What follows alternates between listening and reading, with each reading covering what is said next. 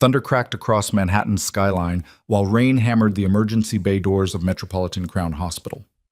Inside Trauma 3, Dr. Scarlett Vale, cardiac surgeon, single mother, survivor, stood over a dying man whose face she thought she'd never see again.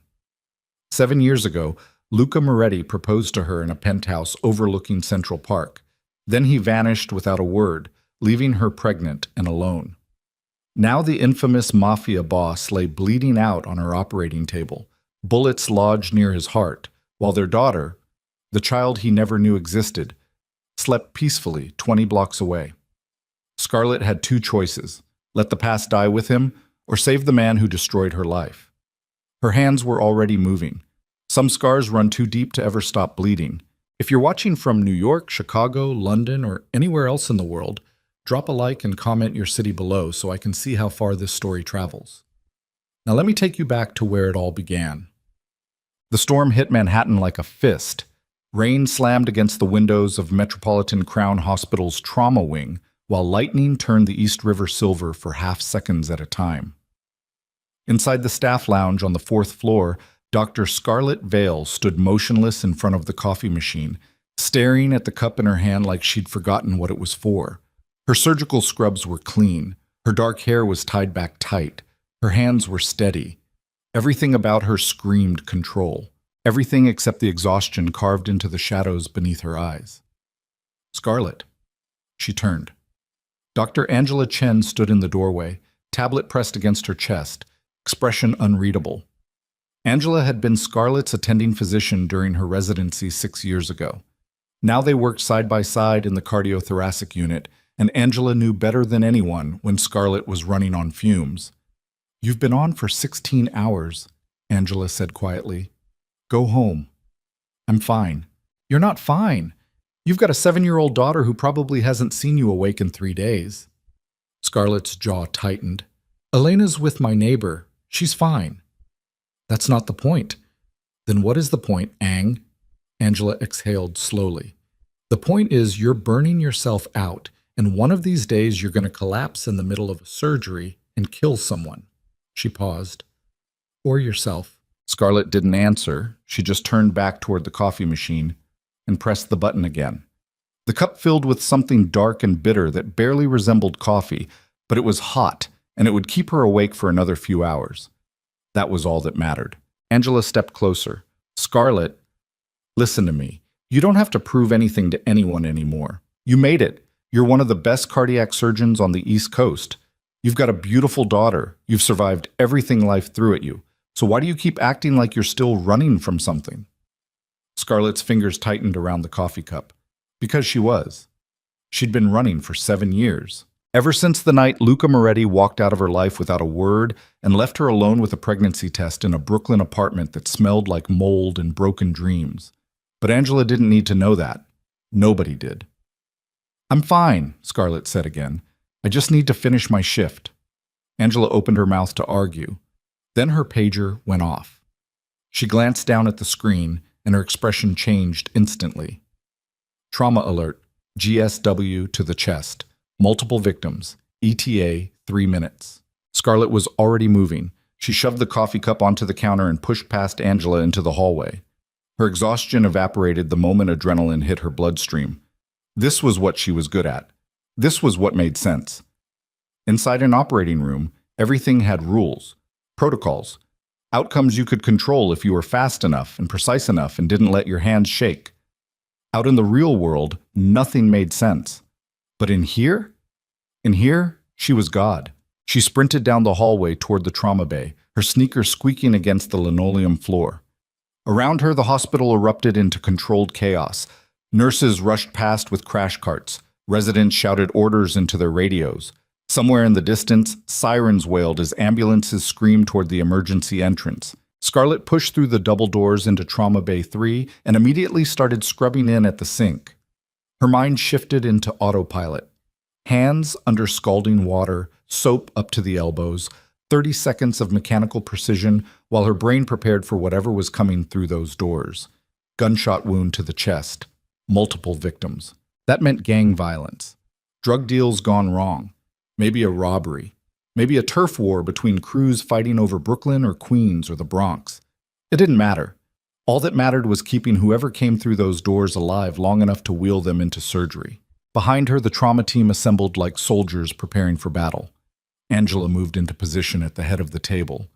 2 surgical residents flanked the sides. A trauma nurse prepped the defibrillator. Another nurse laid out rows of surgical instruments with the kind of speed that only came from years of practice. Scarlett pulled on her gloves and turned toward the bay doors just as they exploded open. Paramedics stormed inside, pushing a gurney at full speed. Blood soaked through the white sheets covering the patient's chest. One paramedic pressed both hands against a compress, trying to slow the bleeding, while another squeezed an ambu bag to force air into the patient's collapsing lungs. Male, mid-30s, multiple gunshot wounds to the torso, the lead paramedic shouted. BP 70 over 40 and dropping, pulse thready, lost consciousness en route. They slammed the gurney against the operating table, and the trauma team moved as one unit. Angela grabbed the patient's head to stabilize the airway. The residents cut away the blood-soaked clothing. Nurses started IV lines in both arms. Scarlett stepped forward to assess the damage. And then she saw his face. The air vanished from her lungs. Time fractured into broken glass. Everything around her, the shouting voices, the screaming alarms, the chaos, all of it collapsed into silence. Because the man dying on her operating table was Luca Moretti, the man who proposed to her 7 years ago beneath the stars on a private rooftop in Manhattan. The man who promised her forever and then disappeared like smoke. The man who never knew he had a daughter. For 3 seconds, Scarlett couldn't move. Couldn't breathe, couldn't think. Her brain screamed at her to run, to let someone else take over, to get as far away from this man as possible before the past ripped her apart all over again, but her hands were already reaching for the scalpel. "Scarlett?" Angela's voice cut through the fog. "You good?" Scarlett forced herself to nod. "I'm good." Liar. She wasn't good. She was drowning. But she'd spent 7 years learning how to drown without letting anyone see it. So she shoved the emotions down into the same dark hole where she'd buried everything else and focused on the only thing that mattered right now, keeping Luca Moretti alive. Even if she hated him, even if seeing his face made her want to scream, even if every instinct in her body told her to walk away and let him bleed out on this table, the same way he'd let her bleed out emotionally 7 years ago. She couldn't, because despite everything, despite the abandonment, despite the lies, despite the years of silence, she still wasn't the kind of person who let people die, even the ones who deserved it. "Talk to me," Scarlett said, her voice cold and steady. "What are we looking at?" One of the residents pressed a stethoscope against Luca's chest. Breath sounds absent on the left side. Possible hemothorax. "Get me a chest tube, now." The nurse slapped the instrument into her hand. Scarlett didn't hesitate. She made a precise incision between Luca's ribs and inserted the tube in one smooth motion. Dark blood gushed out immediately, filling the collection chamber. "Hemothorax confirmed," Scarlett said. "He's bleeding into his chest cavity. We need to get him into surgery before he exsanguinates." Angela nodded. "OR2 is prepped and ready." "Then let's move." They transferred Luca onto a clean gurney and sprinted toward the operating theater. Scarlett ran beside him, one hand pressed against his chest to monitor his breathing, her mind racing through 1,000 calculations at once. Bullet trajectory, organ damage, blood loss, survival probability. She couldn't afford to think about anything else. Couldn't afford to remember the way Luca used to smile at her, like she was the only thing in the world that mattered. Couldn't afford to remember the way his hands felt when he held her face and whispered promises about the life they were going to build together. Couldn't afford to remember the morning she woke up alone in their apartment with nothing but a note that said, "I'm sorry," an engagement ring that she eventually sold to pay for medical school. None of that mattered anymore. All that mattered was the surgery. They burst through the doors into OR2. The surgical team was already waiting. Scrub nurses, anesthesiologist, perfusionist standing by in case they needed to put Luca on bypass. Scarlett moved into position at the head of the table while Angela intubated him and the anesthesiologist pushed drugs to keep him under. "Scalpel," Scarlett said. The nurse placed the blade in her hand. Scarlett took one breath. Then she cut. The next 3 hours passed in a blur of blood and precision. Luca's chest cavity was a disaster. 2 bullets had penetrated his left lung, causing it to collapse. Another had shattered 2 ribs and lodged dangerously close to his heart. The 4th bullet had nicked his descending aorta, causing a slow leak that would have killed him in minutes if they hadn't gotten him into surgery when they did. Scarlett worked with the kind of cold focus that made her one of the best cardiac surgeons on the East Coast. Her hands moved like machines, cutting, clamping, suturing, cauterizing. She didn't think, didn't feel, just operated. But every time she looked down at Luca's face, something cracked inside her chest. He looked older, harder. There were scars on his body that hadn't been there 7 years ago. Burn marks on his shoulder, a jagged knife wound across his ribs, evidence of a life spent in violence and darkness. What the hell happened to you, Luca? She didn't say it out loud, didn't let herself wonder, just kept working. Bleeding's under control, Angela said from across the table. Lungs reinflated, vitals stabilizing. Good, let's close him up. They stitched Luca back together layer by layer, muscle, fascia, skin. By the time Scarlett tied off the final suture, her hands were trembling from exhaustion, but her face remained perfectly calm. She stepped back from the table and stripped off her gloves. He's stable, she said quietly. Move him to the ICU. I want round-the-clock monitoring. If anything changes, page me immediately. Angela nodded. You did good, Scarlett. Scarlett didn't answer. She just turned and walked out of the operating room before anyone could see the cracks forming in her armor. The ICU waiting room was empty. Scarlett collapsed into one of the plastic chairs and pressed her hands against her face. Her scrubs were soaked with blood, Luca's blood, and the smell of it made her stomach turn. She'd saved him. She'd actually saved him. The man who destroyed her life was alive because of her, and she didn't know whether to laugh or scream. Her pager buzzed. She glanced down at the screen. ICU, patient awake. Scarlett's heart stopped.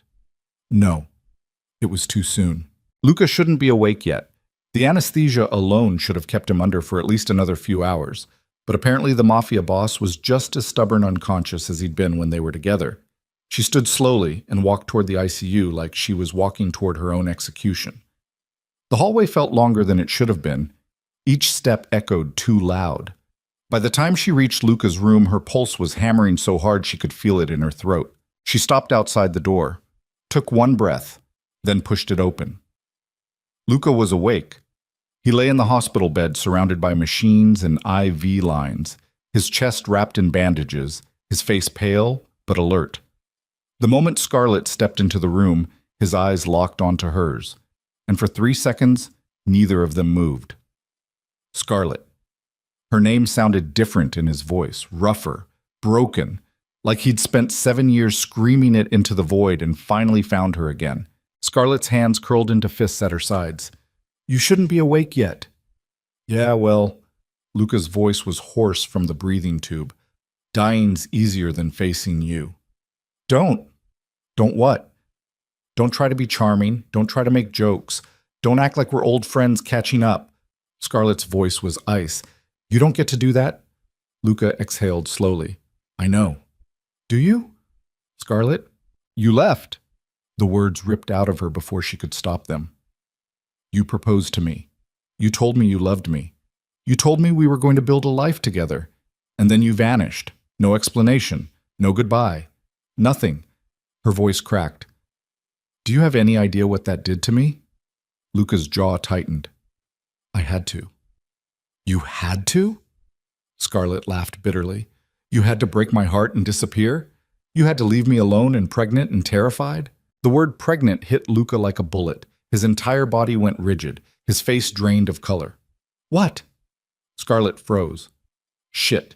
She hadn't meant to say it, hadn't meant to tell him like this. But the damage was done. Luca stared at her with an expression she'd never seen before. Shock, disbelief, horror, all of it crashing together at once. You were pregnant, he whispered. Scarlett didn't answer. Scarlett, answer me. Were you pregnant? Yes. The word hung in the air like a grenade. Luca closed his eyes. Where's the baby? She's not a baby anymore. She's 7. Luca's eyes snapped open. 7. The same amount of time he'd been gone. I have a daughter, he said slowly, like he was testing the words to see if they were real. I have a daughter, Scarlett corrected. You have nothing. Scarlett, don't say my name like that. Like what? Like you still have the right to care. Luca flinched, but he didn't look away. What's her name? Scarlett hesitated. She shouldn't tell him. She should walk out of this room right now and never look back. But something in Luca's expression stopped her. Something raw and desperate and utterly destroyed. Elena, she said quietly. Her name is Elena. Luca's breath hitched. She looks like you, Scarlett continued, her voice barely above a whisper. Same eyes, same stubborn chin, same way of tilting her head when she's thinking too hard about something. A single tear slid down Luca's face. Scarlett had never seen him cry before. Not once. Not even when his father died. But now the infamous mafia boss, the man who'd built an empire on fear and violence, was falling apart in a hospital bed because he'd just learned he had a daughter he'd never met. I'm sorry, Luca whispered. Sorry doesn't fix this. I know. Sorry doesn't give her back the father she never had. I know. Sorry doesn't. I know. Luca's voice cracked. I know, Scarlett. I know I destroyed everything. I know I don't deserve forgiveness. I know I don't deserve to even be in the same room as you, but I need you to understand something. I don't want to understand. I left to protect you. Scarlett laughed bitterly. That's the oldest lie in the book. It's not a lie. Then prove it. Luca exhaled slowly. There was a war. Inside the family. I tried to shut down the trafficking operations, the weapons deals, the drugs, the things my father built that I wanted to destroy, but my underboss found out. He threatened you, sent me photos of you walking to work, sleeping in your apartment, evidence that he could reach you whenever he wanted. Luca's voice turned ragged. He told me if I didn't disappear, he'd kill you. So I left. I staged my own death, went underground, and spent the last 7 years hunting every single person who threatened you. Scarlett stared at him. She wanted to call him a liar, wanted to scream at him for thinking she was stupid enough to believe this story. But the look in his eyes told her it was true. Every word. You should have told me, she whispered. I couldn't risk it. You should have trusted me. I did trust you. That's why I left. Because I knew if you were in danger, I wouldn't be able to think straight. I'd make mistakes, and those mistakes would have gotten you killed. Luca's voice broke. So I chose to lose you instead. I thought it was the only way to keep you alive. Scarlett's hands trembled. 7 years. 7 years of hating him. 7 years of believing he'd abandoned her because she wasn't good enough. 7 years of raising their daughter alone while he was out there fighting a war she didn't even know existed. And now he was lying in a hospital bed telling her he'd done it all to protect her. I don't know what to do with this, Scarlett said quietly. You don't have to do anything. Yes, I do, because you just dropped a bomb in the middle of my life, and now I have to figure out how to explain to our daughter that the father she never met is alive and bleeding out in a hospital bed 20 floors above her bedroom. Luca's expression shattered. She doesn't know about me. What was I supposed to tell her? That her father was a mafia boss who disappeared before she was born? That he chose his empire over us? I know that now, but I didn't know it then. All I knew was that you were gone, and I was alone, and I had to survive. Luca closed his eyes. I'm sorry. Stop saying that. What else am I supposed to say? Nothing. Scarlett turned toward the door. There's nothing you can say that will fix this. Scarlett, wait. She stopped, but didn't turn around. Can I meet her? Luca's voice was barely a whisper. Please, just one once. I don't care if she hates me. I don't care if she never wants to see me again. I just need to see her. Just once. Scarlett's throat tightened. She should say no. Should protect Elena from this man and his world and everything that came with it. But when she turned around and saw the desperation in Luca's eyes, the same desperation she'd felt every time Elena asked why she didn't have a father like the other kids, she couldn't. I'll think about it, Scarlett said quietly. Then she walked out before she could change her mind. Scarlett didn't go home. She couldn't. Not yet. Instead, She walked to the hospital chapel on the second floor and sat in the back row staring at the empty space where an altar should have been. The room was quiet, peaceful, the kind of place people came when they needed to think, or when they needed to fall apart without anyone watching. Scarlett pressed her hands against her face and let the tears come. 7 years. 7 years of building walls around her heart to protect herself from the pain of losing Luca. And now those walls were crumbling, and she didn't know how to stop it. Her phone buzzed. She pulled it out and saw a text from her neighbor, Mrs. Chen. "Elena's asking when you're coming home. Should I tell her you're working late again?" Scarlett stared at the message. Elena, her daughter. The only good thing that had come out of the wreckage of her relationship with Luca. And now Luca wanted to meet her. Scarlett closed her eyes. What the hell was she supposed to do? Before she could answer, her pager went off again. ICU, code blue. Scarlett's heart stopped. She sprinted out of the chapel and down the hallway toward the ICU, her mind racing through 1,000 worst-case scenarios. Luca. Something had gone wrong. She burst through the doors into his room and found the trauma team already surrounding his bed. Alarms screamed. Monitors flatlined.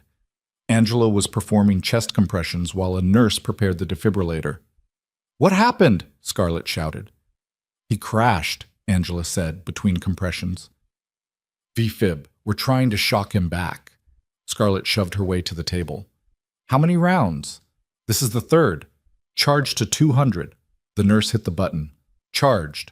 Clear!" Luca's body jerked as electricity slammed through his chest. Nothing. The monitor stayed flat.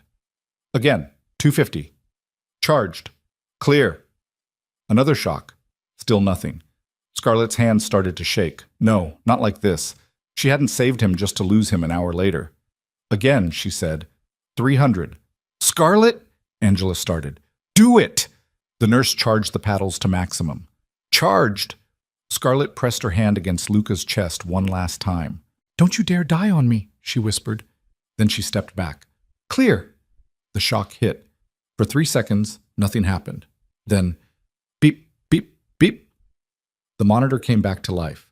Luca's heart was beating again. Scarlett exhaled and stumbled backward, her legs almost giving out beneath her. Angela caught her. "You okay?" Scarlett nodded, but she wasn't okay. She wasn't even close. Because she'd just realized something terrifying, despite everything Luca had done. Despite the lies and the pain and the years of abandonment, she still wasn't ready to let him go. And that scared her more than anything. Scarlett didn't leave the hospital that night.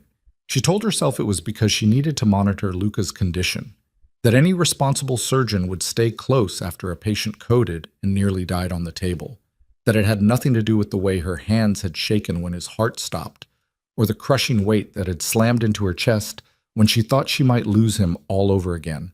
But she was lying to herself, and she knew it. By 3 a.m, she was sitting in the ICU break room with cold coffee and a half-eaten sandwich she couldn't remember buying. The fluorescent lights buzzed overhead, casting everything in a sickly yellow glow that made her skin look gray. She hadn't slept in 24 hours, hadn't changed out of her blood-stained scrubs, hadn't called Mrs. Chen to check on Elena. She was falling apart, and the worst part was that nobody could see it. Her phone rang. She glanced at the screen. "Mrs. Chen." Scarlett answered. "Hey." "Don't hey me." Mrs. Chen's voice was sharp despite the late hour. "Elena woke up crying an hour ago asking where you were. I told her you were saving lives, but that excuse is getting old, Scarlett." Guilt twisted in Scarlett's stomach. "I know. I'm sorry. I'll be home soon." "That's what you said yesterday. And the day before that." "I know." "She needs her mother." "I know." The words came out harsher than Scarlett intended. She pressed her hand against her forehead and exhaled slowly.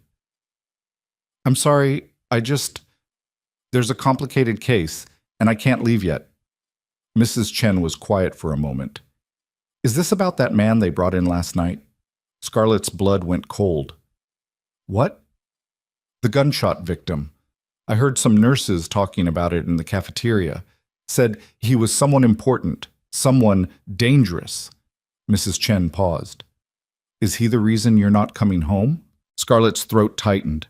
"It's not like that." "Then what's it like?" "It's complicated." "Everything's complicated with you, Scarlett. But your daughter isn't. She's 7 years old and she misses her mother. The words hit like a slap.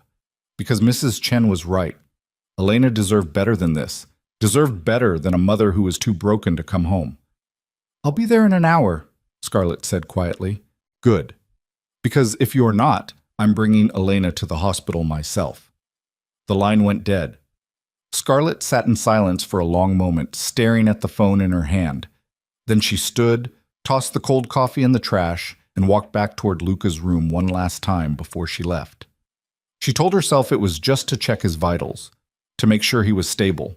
But when she pushed open the door and saw him lying there in the dim light, still breathing, still alive, something inside her chest cracked open. Luca's eyes were closed. His face was pale. Monitors beeped steadily beside the bed, tracking the rhythm of a heart that had stopped beating less than 3 hours ago. Scarlett walked closer. She shouldn't be here, shouldn't care this much. But her feet kept moving until she was standing beside his bed, staring down at the man who had once been everything to her. "You don't get to do this," she whispered. "You don't get to come back into my life and make me feel things I buried 7 years ago." Luca didn't answer. Of course he didn't. He was unconscious. But Scarlett kept talking anyway. "I spent 7 years hating you, 7 years convincing myself that I was better off without you, that Elena was better off without you, and I almost believed it." Her voice cracked. "But then you showed up bleeding on my table, and everything I built to protect myself just fell apart." She reached out and brushed a strand of dark hair away from Luca's forehead. The touch was gentle, instinctive, the same way she used to touch him when they were together. "I don't know what to do," she whispered. "I don't know how to protect Elena from you. I don't know how to protect myself from you. I don't even know if I want to anymore." Her pager buzzed. She pulled back like she'd been burned and glanced at the screen. "Meet me in my office. Now. Angela." Scarlett exhaled slowly. Then she turned and walked out before she could do something stupid, like stay. Angela's office was a cramped space on the 3rd floor filled with medical journals, patient files, and empty coffee cups that had been sitting there so long they'd grown mold. Angela sat behind her desk with her arms crossed, her expression unreadable. "Close the door," she said. Scarlett obeyed. Angela waited until the door clicked shut before she spoke. "You want to tell me what the hell is going on?" "I don't know what you mean." "Don't play dumb with me, Scarlett. I've known you for 6 years. I've seen you perform surgery on dying patients without flinching. I've seen you work 30-hour shifts without breaking a sweat. But tonight?" Angela leaned forward. "Tonight you almost lost it in that OR. And then you stayed here all night watching over a patient who should be just another case to you." Scarlett's jaw tightened. "He's not just another case." "No shit. So who is he?" Scarlett didn't answer. Angela's eyes narrowed. "Scarlett? Who is that man?" "Someone I used to know." "Used to know? Or used to love?" The words hit harder than they should have. Scarlett turned away and stared out the window at the city lights bleeding through the rain. "It doesn't matter. Like hell it doesn't. You're emotionally compromised. You shouldn't be treating him." "I'm fine." "You're not fine. You're barely holding it together." "I said I'm fine." Scarlett's voice echoed through the small office. Angela didn't flinch. "If you can't be honest with me, at least be honest with yourself. That man means something to you, and whatever happened between you two, it's eating you alive." Scarlett closed her eyes. She wanted to deny it, wanted to shove the emotions back down into the dark hole where they belonged, but she was so tired of lying. "He's Elena's father," she said quietly. Angela went very still. "What?" "Luca Moretti, the man in that ICU bed. He's Elena's father." For 3 seconds, Angela didn't move. Then she stood up so fast her chair slammed against the wall. "Are you serious?" Scarlett nodded. "The same man who disappeared 7 years ago?" "Yes." "The same man who left you pregnant and alone?" "Yes." "And you're treating him?" "I didn't have a choice. He was dying." "There's always a choice, Scarlett," Angela's voice cracked. "You could have handed him off to another surgeon. You could have recused yourself. Instead, you stood over his body for 3 hours, cutting him open and putting him back together like he didn't destroy your life. Because he didn't." The words ripped out of Scarlett before she could stop them. "He left to protect me. There was a war inside his organization, and someone threatened to kill me if he didn't disappear. So he left. He gave up everything to keep me safe, and I never knew. Angela stared at her. And you believe him? I don't know. Scarlett, I don't know, okay? I want to believe him, but I also spent 7 years hating him, and I don't know how to just turn that off because he had a good reason for leaving. Angela exhaled slowly and sank back into her chair. Does Elena know? No. Are you going to tell her? I don't know. Does he want to meet her? Scarlett's throat tightened. Yes. Angela rubbed her temples. Jesus Christ, Scarlett, this is a mess. I know. What are you going to do? I don't know. You keep saying that. Because I don't have answers, Scarlett's voice broke. I don't know what to do. I don't know how to protect my daughter from a man who spent the last 7 years living in a world of violence and crime. I don't know how to explain to her that the father she's always wanted is lying in a hospital bed 20 floors above us. And I don't know how to deal with the fact that despite everything he did, I still... She stopped. Angela's expression softened. You still love him. Scarlett didn't answer. She didn't have to. The silence said everything. Angela stood and walked around the desk. She placed both hands on Scarlett's shoulders and looked her straight in the eye. Listen to me. I don't know Luca Moretti. I don't know what kind of man he is or what kind of father he'll be, but I know you, and I know you've spent 7 years putting Elena first. So whatever you decide, make sure it's what's best for her. Not for him, not for you, for her. Scarlett nodded, her eyes burning with unshed tears. Now go home, Angela said gently. Get some sleep. Hug your daughter. And figure out what the hell you're going to do tomorrow. Scarlett left the office without another word. But as she walked toward the elevator, her phone buzzed again. Another text from Mrs. Chen. Elena's still awake.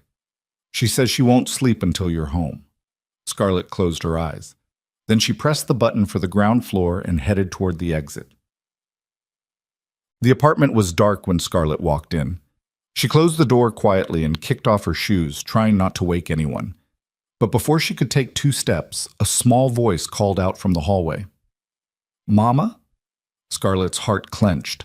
Elena stood in the doorway of her bedroom wearing pink pajamas with cartoon cats on them. Her dark curls were messy from sleep, and her gray eyes, Luca's eyes, were red from crying. Hey, baby, Scarlett whispered. Elena ran toward her. Scarlett caught her and lifted her up, holding her tight while Elena wrapped her arms around her neck and buried her face in Scarlett's shoulder. I missed you, Elena whispered. I missed you too, sweetheart. Why do you always have to work so late? Scarlett's throat tightened. Because there are people who need my help. But I need you too. The words broke something inside Scarlett's chest. She carried Elena to the couch and sat down, cradling her daughter in her lap the way she used to when Elena was a baby. I know, baby. I'm sorry. I'm trying to be better. Elena pulled back and looked up at her with those impossibly serious gray eyes. Mama? Yeah? Do you think my daddy is ever coming back? Scarlett froze.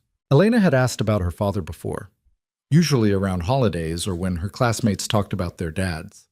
But Scarlett had always managed to deflect the question with vague answers about how her daddy loved her very much, but couldn't be here right now. But tonight, with Luca lying in a hospital bed 20 blocks away, the lie felt heavier than ever.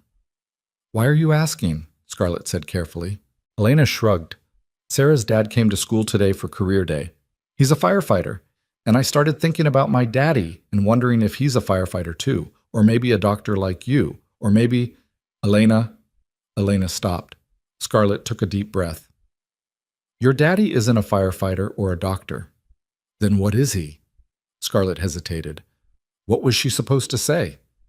That Elena's father was a mafia boss who'd spent the last 7 years dismantling a criminal empire from the inside?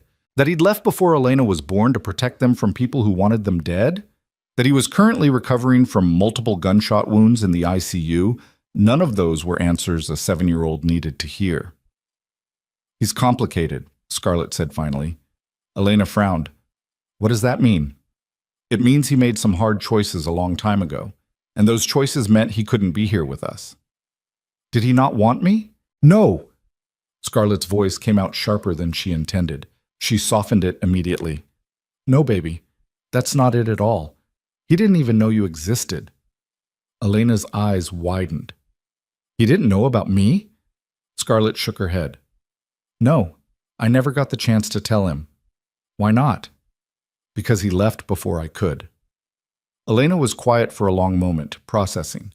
Then she looked up at Scarlett with an expression far too serious for a 7-year-old. If he knew about me, would he come back? Scarlett's chest tightened. Because the answer was yes. She'd seen it in Luca's eyes when she told him about Elena. The devastation, the regret, the desperate need to meet the daughter he never knew he had. I think so, Scarlett said quietly. Elena's face lit up.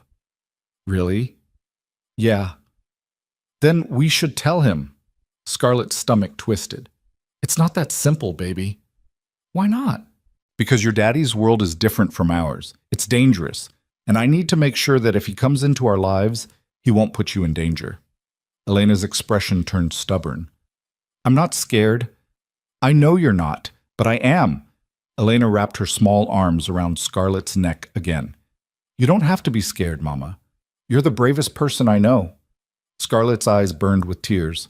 She held Elena close and wondered how the hell she was supposed to protect this perfect little girl from the storm that was coming. Because Luca Moretti wasn't going to stay in that hospital bed forever. And when he woke up fully, when he recovered, when he came looking for answers, everything was going to change. Scarlett didn't sleep that night. She lay in bed staring at the ceiling while Elena curled up beside her, breathing softly in her sleep. The apartment was quiet except for the distant sound of traffic and the occasional siren wailing through the city. Scarlett's phone sat on the nightstand. She kept waiting for it to ring, kept waiting for the hospital to call and tell her that Luca had coded again, or that he'd woken up asking for her, or that he'd disappeared just like he had 7 years ago. But the phone stayed silent, and Scarlett stayed awake. By the time the sun rose, she'd made a decision. She was going to let Luca meet Elena, not because she trusted him, not because she'd forgiven him, but because Elena deserved to know her father, and because Scarlett had spent 7 years lying to herself about how much Luca still meant to her, and she was tired of running. Possessive. 3 days later, Luca was moved out of the ICU. His recovery had been faster than anyone expected. The bullets had been removed, the internal bleeding had stopped, and his vitals had stabilized enough that the medical team felt comfortable transferring him to a private recovery room on the 4th floor. Scarlett had avoided seeing him during those 3 days. She'd assigned Angela to monitor his case and stayed as far away from his room as possible. But on the 4th morning, she got a text from Angela. He's asking for you. Scarlett stared at the message for a long moment. Then she walked toward his room before she could change her mind. Luca was sitting up in bed when she entered. The bandages around his chest were still visible beneath the hospital gown, and there were dark circles under his eyes that hadn't been there before. But he looked stronger, more alert, more like the man she used to know. Scarlett, he said quietly. She closed the door behind her. Angela said you wanted to see me. Yeah. Why? Luca exhaled slowly. Because I need to apologize. You already did. No. I apologized for leaving. I didn't apologize for what I said after. He paused. When I asked to meet Elena, I wasn't thinking about what that would mean for you. I was only thinking about myself, about how much I wanted to see her. And that was selfish. Scarlett crossed her arms. Yeah, it was. So I'm sorry. And if you don't want me anywhere near her, I'll respect that. Scarlett studied his face. He meant it. She could see it in his eyes. I've been thinking about it, she said slowly. Luca went very still. And I think Elena deserves to meet you, but there are rules. Okay. First, you don't tell her who you are. Not yet. She's 7, Luca. She doesn't need to know that her father is a mafia boss. Luca flinched, but nodded. Understood. Second, if she gets scared or uncomfortable, we leave. No arguments, no pushing. Agreed. And third, Scarlett's voice hardened. If you hurt her, if you make promises you can't keep, or if you disappear again, I will never forgive you. Do you understand? Luca's jaw tightened. I understand. Good. Scarlett turned to leave, but Luca's voice stopped her. Scarlett? She looked back. Thank you, he said quietly, for giving me this chance. Scarlett didn't answer. She just walked out before the emotions threatening to break through her carefully constructed walls could destroy her completely. That afternoon, Scarlett picked Elena up from school early. Elena was thrilled. She chattered nonstop in the car about her day, about the art project she'd finished, about how her friend Sarah had gotten in trouble for talking during math class. Scarlett listened with half her attention while the other half focused on the impossible conversation she was about to have. When they pulled into the hospital parking garage, Elena's chatter stopped. "Why are we here?" she asked. Scarlett turned off the engine and looked at her daughter. "There's someone I want you to meet." Elena's eyes widened. "Who?" Scarlett took a deep breath. "Someone important, someone who cares about you very much." Elena frowned, confused. "Do I know them?" Not yet. They walked through the hospital together, Elena's small hand wrapped tightly around Scarlett's. The elevator ride to the 4th floor felt like it lasted forever. By the time they reached Luca's room, Scarlett's heart was pounding so hard she thought it might break through her ribs. She stopped outside the door. Elena looked up at her. "Mama, are you okay?" Scarlett nodded, even though it was a lie. "Yeah, baby, I'm fine." Then she pushed open the door. Luca was standing by the window. He changed out of the hospital gown and into a black t-shirt and jeans that someone must have brought him. The bandages were still visible beneath the shirt, and he moved carefully, like every breath hurt. But the moment he saw Elena, everything else disappeared. He froze. Elena froze. For 3 seconds, nobody moved. Then Elena whispered, "Who is he?" Scarlett's throat tightened. "This is Luca. He's an old friend of mine." Luca's eyes never left Elena's face. He looked like he was staring at something impossible, something he'd dreamed about but never thought he'd actually see. "Hi, Elena," he said softly. Elena stepped closer, studying him with the same serious intensity she used when she was trying to solve a puzzle. "How do you know my name?" "Your mom told me about you." "She did?" Luca nodded. "She said you're smart and brave, and that you love drawing." Elena's eyes lit up. "I do. I drew a picture of a dragon yesterday. Do you want to see it?" Luca's voice cracked. "I'd love to." Elena pulled her backpack off and started digging through it, searching for the drawing. While she was distracted, Luca's eyes met Scarlett's across the room. And in that moment, Scarlett saw everything he was feeling. The joy, the grief, the overwhelming love for a daughter he'd just met, and the soul-crushing knowledge that he'd missed the first 7 years of her life. A single tear slid down Luca's face. He wiped it away quickly before Elena could see. Elena found the drawing and held it up proudly. "See? It's breathing fire." Luca crouched down, wincing slightly from the movement, so he was eye level with her. "That's amazing. You're really talented." Elena beamed. "Thanks. Mama says I get it from her, but I don't think so. She can't draw anything except hearts." Luca laughed. It was a broken sound, but it was real. And for the first time in 7 years, Scarlett saw something in Luca's eyes that hadn't been there before. Hope. Elena talked nonstop for the next 30 minutes. She told Luca about school, about her friends, about the science project she was working on, about how she wanted to be a veterinarian when she grew up because she loved animals. Luca listened to every word like it was the most important thing he'd ever heard. And Scarlett stood by the door watching them, her heart breaking and healing at the same time. Because this was what Elena had always wanted, a father who paid attention, who cared, who looked at her like she was the most important person in the world. And despite everything Luca had done, despite all the lies and the pain and the years of absence, he was giving Elena exactly that. Eventually, Elena yawned. Scarlett stepped forward. "Okay, baby, it's time to go. Luca needs to rest." Elena pouted, "But I don't want to leave yet." "I know, but we'll come back soon, I promise." Elena turned to Luca. "Will you still be here tomorrow?" Luca glanced at Scarlett. Scarlett nodded. "Yeah," Luca said softly. "I'll be here." Elena smiled. Then, without warning, she stepped forward and wrapped her arms around Luca's waist in a tight hug. Luca went rigid. For 3 seconds, he didn't move. Then his arms came up slowly and wrapped around her, holding her like she was made of glass. Scarlett's vision blurred with tears. When Elena finally pulled back, she looked up at Luca with those serious gray eyes.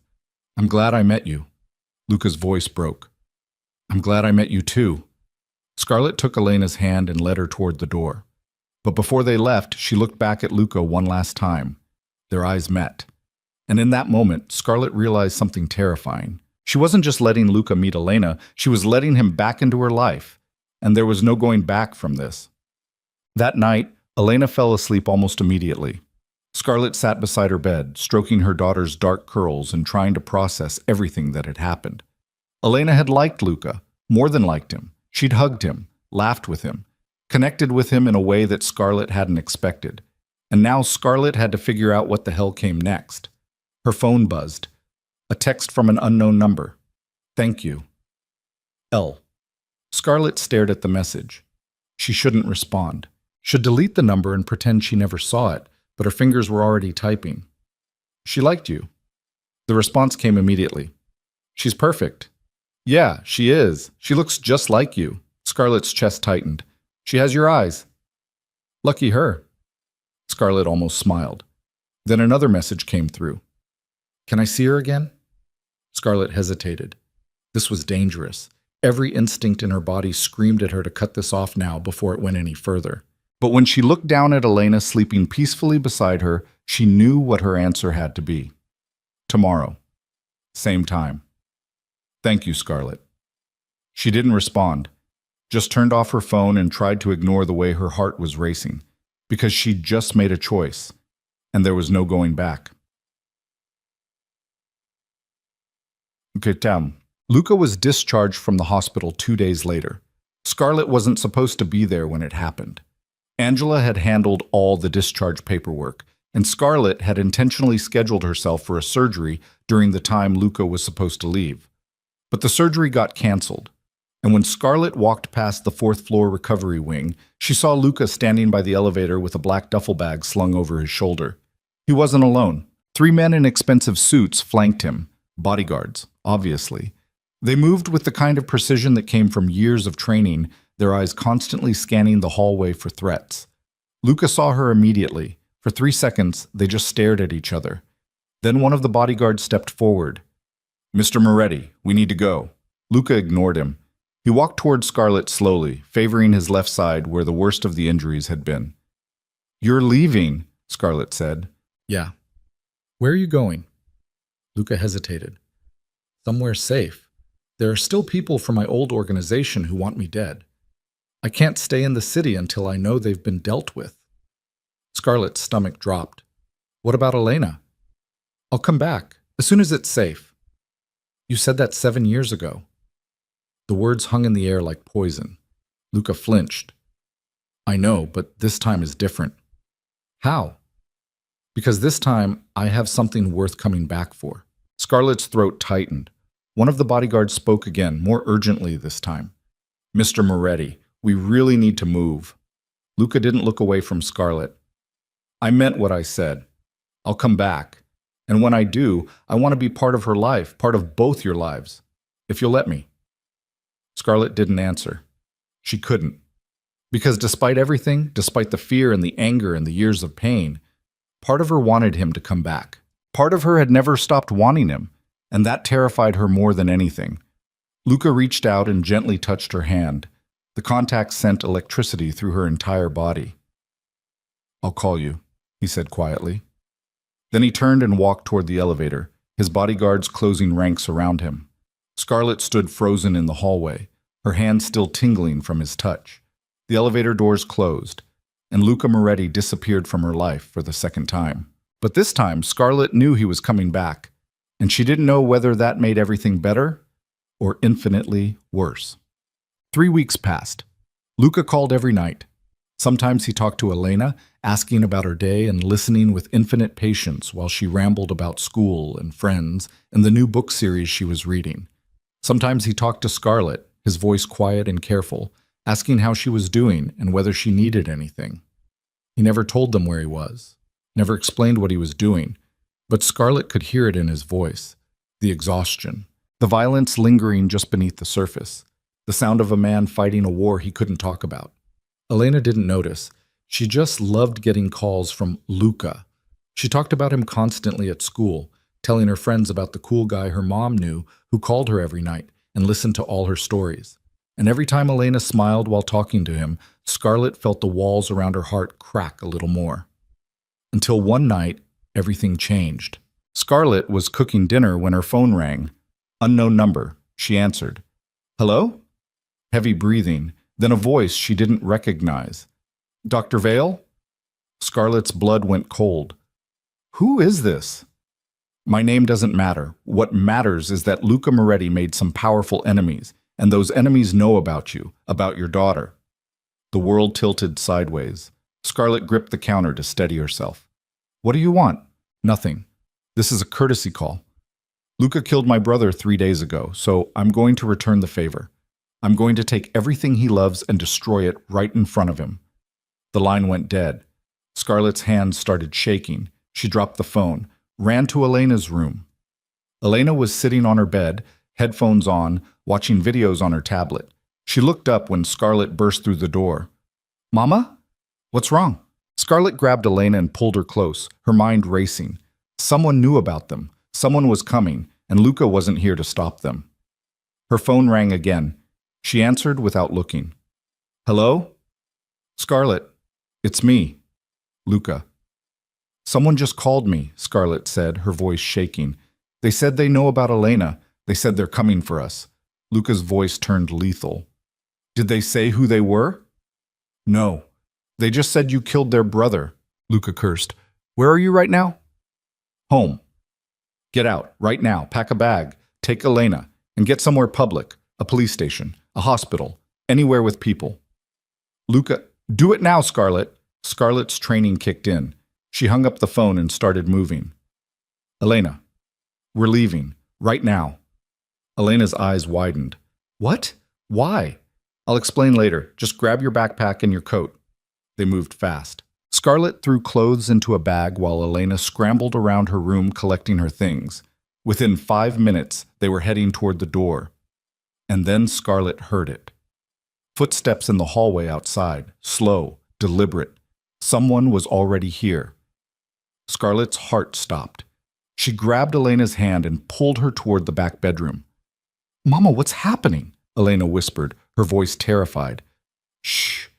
It's okay, baby. Just stay quiet. Scarlett locked the bedroom door and pushed Elena toward the window. They were on the 3rd floor, too high to jump. But there was a fire escape. The apartment door exploded inward. Elena screamed. Scarlett shoved her daughter behind her and grabbed the only weapon she could find, a heavy lamp from the nightstand. Footsteps echoed through the apartment, getting closer.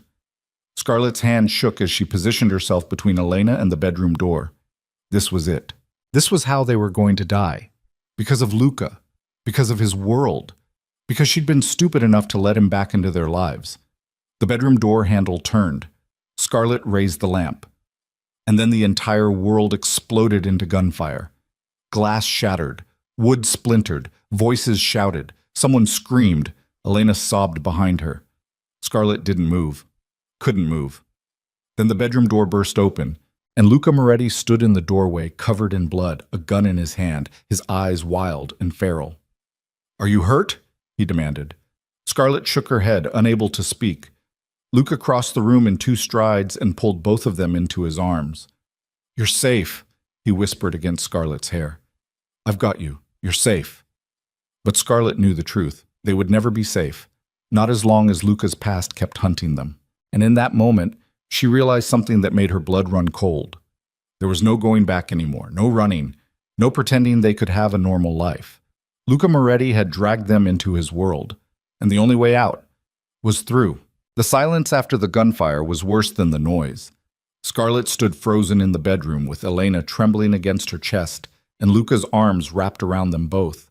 Her ears rang, her hands shook. The smell of gunpowder and blood filled the air so thick she could taste it. Mama, Elena whispered. Mama, I'm scared. Scarlett couldn't answer. Her voice had disappeared somewhere between the moment the door exploded inward and the moment Luca appeared like some avenging ghost covered in someone else's blood. Luca pulled back slowly, his hands moving to cup Scarlett's face. Look at me. She couldn't. Scarlett, look at me. She forced her eyes up. Luca's face was splattered with blood, but his eyes were clear, focused. The kind of terrifying calm that only came from someone who'd lived through this kind of violence so many times it didn't even faze him anymore. Are you hurt? He asked again. Scarlett shook her head. Elena? She's fine, Scarlett managed. Luca exhaled, and for just a second, the mask cracked. Relief flooded his expression so intense it looked like pain. Then he locked it down again and turned toward the door. Stay here. Don't move. Don't make a sound. Luca, I need to make sure they're all down. He disappeared into the hallway before Scarlett could stop him. Elena sobbed against her chest. Mama, what's happening? Who were those men? Why did they have guns? Scarlett had no answers. She just held her daughter and tried to keep breathing while her entire world collapsed around her. Footsteps echoed through the apartment. Voices. Luca's voice, low and commanding, speaking to someone Scarlett couldn't see. Then silence again. Luca reappeared in the doorway. It's clear. But we need to move. Now. Move where? Somewhere safe. Luca, what the hell is going on? I'll explain later. Right now, we need to get you both out of this building before the police show up. Scarlett's mind was still trying to process. The police? Luca, there are dead men in my apartment. I know. We can't just leave. Yes, we can. And we will. Luca's voice turned hard. Because if the police get involved, they'll start asking questions. And those questions will lead them straight to you and Elena. And the people who sent these men will know exactly where to find you. Scarlett's stomach twisted. He was right. As much as she wanted to call 911 to let the authorities handle this like normal people did when armed men broke into their homes, she couldn't. Because this wasn't a normal situation. And Luca Moretti wasn't a normal man. Okay, she whispered. Okay, let's go. Luca moved fast. He grabbed Scarlett's bag, took Elena's hand, and led them through the apartment. Scarlett tried not to look at the bodies sprawled across her living room floor, but she couldn't help it. 3 men, all dead. Blood pooling beneath them, soaking into the carpet she'd picked out 2 years ago when she'd finally saved enough money to move into a decent place. Her home, destroyed. They took the back stairwell down to the parking garage. Luca's bodyguards were waiting beside a black SUV with tinted windows. One of them opened the back door, and Luca practically shoved Scarlett and Elena inside before climbing in after them. The SUV was moving before Scarlett could even process what was happening. Elena sat pressed against her side, silent now, her eyes wide and glassy with shock. Scarlett wrapped her arm around her daughter and tried to pretend everything was fine, but it wasn't fine. Nothing was fine. Luca sat across from them, his phone pressed to his ear, speaking in rapid-fire Italian to someone on the other end. Scarlett caught enough words to understand he was organizing something. Safe houses, security teams, cleanup crews to handle the mess they'd left behind. When he finally hung up, he looked at Scarlett. I'm sorry, he said quietly. Scarlett laughed. It was a broken, bitter sound. You're sorry? 3 men just tried to kill us because of you, and you're sorry? Luca flinched. I didn't know they'd found you this fast. How did they find us at all? I don't know. You don't know? Luca, you told me you'd handled this. You told me you'd dismantled your organization. You told me we were safe. I thought we were. Well, you thought wrong, Elena whimpered. Scarlett immediately softened her voice and pulled Elena closer. It's okay, baby. Mama's not mad at you. Are we going to die? Elena whispered. Scarlett's heart shattered. No, Luca said before Scarlett could answer. His voice was firm, absolute. No one is going to hurt you, I promise. Elena looked at him with those impossibly serious gray eyes. How do you know? Because I won't let them. It should have sounded arrogant, overconfident, but the way Luca said it, with the kind of certainty that came from someone who'd killed 3 men without hesitation to protect them, made Scarlett believe him. And that terrified her even more. The safe house was in New Jersey, a sprawling estate hidden behind iron gates and surrounded by enough security cameras and armed guards to make Fort Knox look vulnerable. Luca's men had cleared the building before they arrived, sweeping every room for threats, and now Scarlett and Elena sat in a massive living room that felt more like a museum than a home. Elena had finally fallen asleep on the couch, exhausted from crying. Scarlett sat beside her, one hand resting on Elena's back, watching her daughter breathe. Luca stood by the window, staring out at the darkness. They hadn't spoken since they'd arrived. Finally, Scarlett broke the silence. Who were they? Luca didn't turn around. Remnants of my old organization, the DeLuca family. I thought I'd eliminated their leadership 3 weeks ago, but apparently I missed someone. The brother. Yeah. And now he's coming for us. Luca's jaw tightened. Not anymore. He sent his men after you, which means he exposed his location. My people are tracking him down right now. Scarlett's hands curled into fists. Your people, your organization, your war. Her voice cracked. This is your fault, Luca. I know. Do you? Because Elena just watched armed men break into our home. She just asked me if we were going to die. She's 7 years old, and she's terrified because of you. Luca turned slowly. The look on his face was devastating. I know, he said again, his voice raw, and I would give anything to take that fear away from her, from you. But I can't change what happened. All I can do is make sure it never happens again. How? By killing everyone who comes after us? By turning our lives into a war zone? If that's what it takes? That's not an answer. It's the only answer I have. The words echoed through the room. Elena stirred but didn't wake. Scarlett lowered her voice. I can't do this, Luca. I can't raise my daughter in a world where men with guns break down our door in the middle of the night. I can't live looking over my shoulder every second wondering if today's the day someone finally gets through your security. You won't have to. Yes, I will. Because that's your world, and no matter how many people you kill, there's always going to be someone else. Another enemy, another threat, another reason for Elena to be scared. Luca crossed the room and knelt in front of her.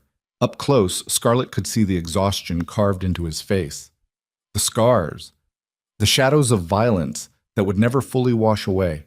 You're right, he said quietly. My world is dangerous, it's brutal, and it's not the kind of place I want Elena anywhere near. But I didn't choose this life because I wanted power or money or fear. I chose it because I was born into it. And by the time I was old enough to understand what that meant, it was too late to walk away. It's not too late now. Yes, it is. Because the only way to truly leave this world is to die. And I'm not ready to die. Not when I just found you again. Not when I just met my daughter. Scarlett's throat tightened. Luca reached out and took her hand. I know I don't deserve your forgiveness. I know I don't deserve a second chance. But I'm asking for one anyway. Not for me. For Elena. Because she deserves to have a father who will protect her. Who will fight for her. Who will die for her if that's what it takes. Scarlett pulled her hand away. Elena doesn't need a father who's willing to die for her. She needs a father who's willing to live for her. And you can't do that if you're constantly at war. Luca didn't have an answer for that. He just stood and walked back to the window, his shoulders rigid with tension. Scarlett watched him for a long moment. Then she carefully lifted Elena and carried her upstairs to one of the bedrooms. Scarlett didn't sleep that night. She lay beside Elena in the massive bed, staring at the ceiling and trying to figure out what the hell she was supposed to do. Stay with Luca and risk Elena's life? Or run and spend the rest of their lives looking over their shoulders? Neither option felt right, but she didn't have a third choice. Around 3 in the morning, her phone buzzed. She glanced at the screen. A text from Angela. Are you okay? I heard about your apartment. Call me. Scarlett closed her eyes.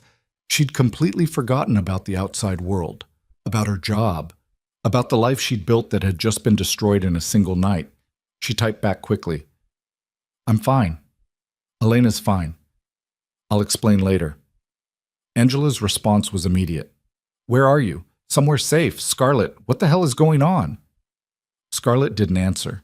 She just turned off her phone and tried not to think about how many lies she was going to have to tell to keep the people she loved safe. The next morning, Luca called a meeting.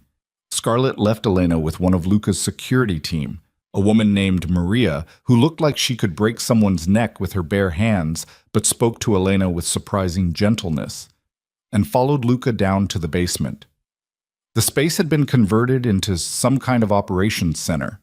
Multiple monitors lined the walls, displaying security camera feeds, maps, and what looked like surveillance photos of various men Scarlett didn't recognize.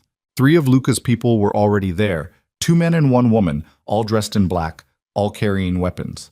Luca gestured for Scarlett to sit. She stayed standing. "We've located Marco DeLuca," Luca said without preamble. "He's holed up in a warehouse in Queens with what's left of his crew. My team is ready to move on him tonight." "And then what?" Scarlett asked. "Then the threat is eliminated. Until the next one." Luca's jaw tightened. "There won't be a next one. Marco is the last surviving member of the DeLuca family leadership. Once he's gone, there's no one left with the resources or connections to come after you." "You don't know that." "Yes, I do." "How?" Luca hesitated. Then he reached for one of the monitors and pulled up a series of documents. Financial records, wire transfers, names and dates that meant nothing to Scarlett. "I've spent the last 7 years dismantling my father's empire piece by piece," Luca said. "I shut down the trafficking operations, burned the drug routes, cut ties with every corrupt politician and dirty cop on the payroll. The only reason Marco DeLuca is still alive is because he went into hiding before I could reach him. But now he's exposed himself. And once he's dead, there's no one left." Scarlett stared at the documents. "You really did it," she whispered. "You destroyed everything." "Yes." "Why?" Luca looked at her. "Because the empire my father built was poison, and I didn't want that poison anywhere near you."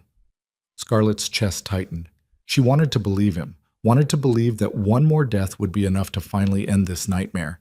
But something in her gut told her it wasn't that simple. "What happens after Marco's dead?" she asked quietly. "You and Elena can go home." "Can we?" "Yes." "And you?" Luca didn't answer. Scarlett's stomach dropped. "You're not coming with us." "I can't." "Why not?" "Because even with Marco gone, there are still people out there who know my name, who know what I did. And as long as I'm close to you and Elena, you'll always be targets." Scarlett's hands curled into fists. "So what are you saying? You're just going to disappear again?" "I'm saying I'll keep my distance until I'm sure you're safe." "That's the same thing." "No, it's not. This time, you'll know where I am. You'll be able to reach me. And the moment Elena needs me, I'll be there." "She needs you now, Luca." "I know." "Then don't leave." Luca's expression cracked. "I don't have a choice." "Yes, you do. You always have a choice. You're just choosing your war over your daughter." "That's not fair." "Isn't it? Because from where I'm standing, it looks like you're doing the exact same thing you did 7 years ago. You're running away because it's easier than staying and fighting for us." Luca flinched like she'd slapped him. One of his men cleared his throat. "Boss, we need to move if we're going to hit the warehouse tonight." Luca didn't look away from Scarlett. "Give me a minute." The team filed out of the room. The silence that followed was suffocating. Finally, Luca spoke. "You're right," he said quietly. "I am running. Because staying puts you in danger, and I can't live with that. So you're choosing to live without us instead." "Yes." Scarlett's vision blurred with tears. "Then you're a coward," she whispered. Luca's jaw tightened, but he didn't argue. Scarlett turned and walked toward the door. But before she left, she looked back one last time. "Elena's going to ask where you went, and I'm going to tell her the truth. That you left. Again. And this time, don't bother coming back." Then she walked out before he could see her fall apart. That night, Luca and his team left for Queens. Scarlett watched from the upstairs window as the convoy of black SUVs disappeared down the driveway. Maria stayed behind with a skeleton security crew to guard the safe house. Elena was asleep. Scarlett sat in the hallway outside her daughter's room with her back against the wall and her phone in her hand. She wanted to call Luca, wanted to tell him to be careful, wanted to tell him she didn't mean what she'd said earlier. But she couldn't, because she had meant it. Luca was choosing his past over their future, and she was done waiting for him to choose differently.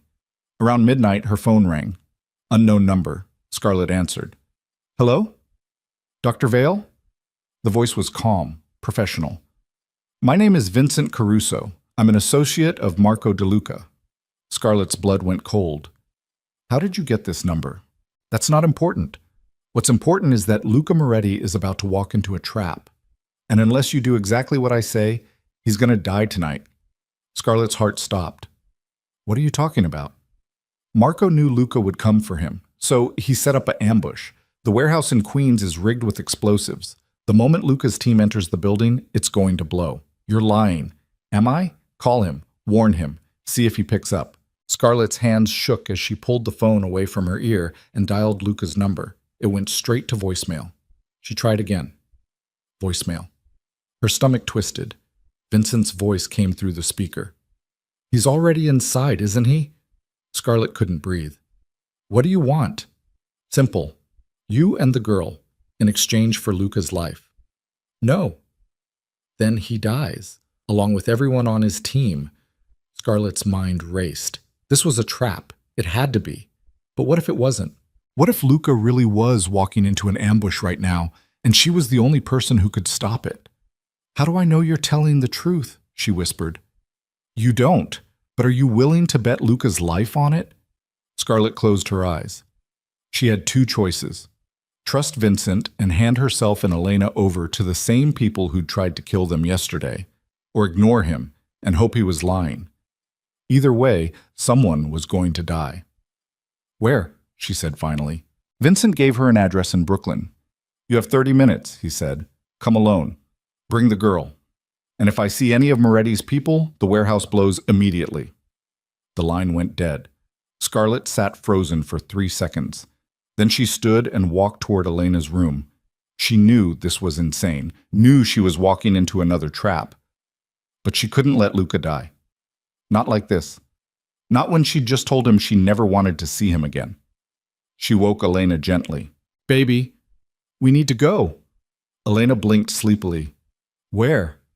I'll explain in the car, but we need to be very quiet, okay? Elena nodded. Scarlett grabbed her daughter's hand and led her downstairs. Maria was in the kitchen drinking coffee. She looked up when Scarlett appeared. Dr. Vale, is everything okay? Yeah, Elena couldn't sleep. I'm going to take her for a drive. Maria frowned. I don't think that's a good idea. Mr. Moretti left strict instructions. I don't care what Luca's instructions were. My daughter needs fresh air, and I'm taking her. Maria stood. I can't let you leave without clearing it with... Scarlett grabbed the heavy ceramic vase from the hallway table and swung it at Maria's head. The impact was sickening. Maria crumpled to the floor, unconscious. Elena screamed. Scarlett dropped the vase and grabbed Elena's hand. I'm sorry, baby. I'm so sorry, but we have to go. Right now. They ran for the garage. Scarlett found keys to one of the SUVs hanging on a hook by the door.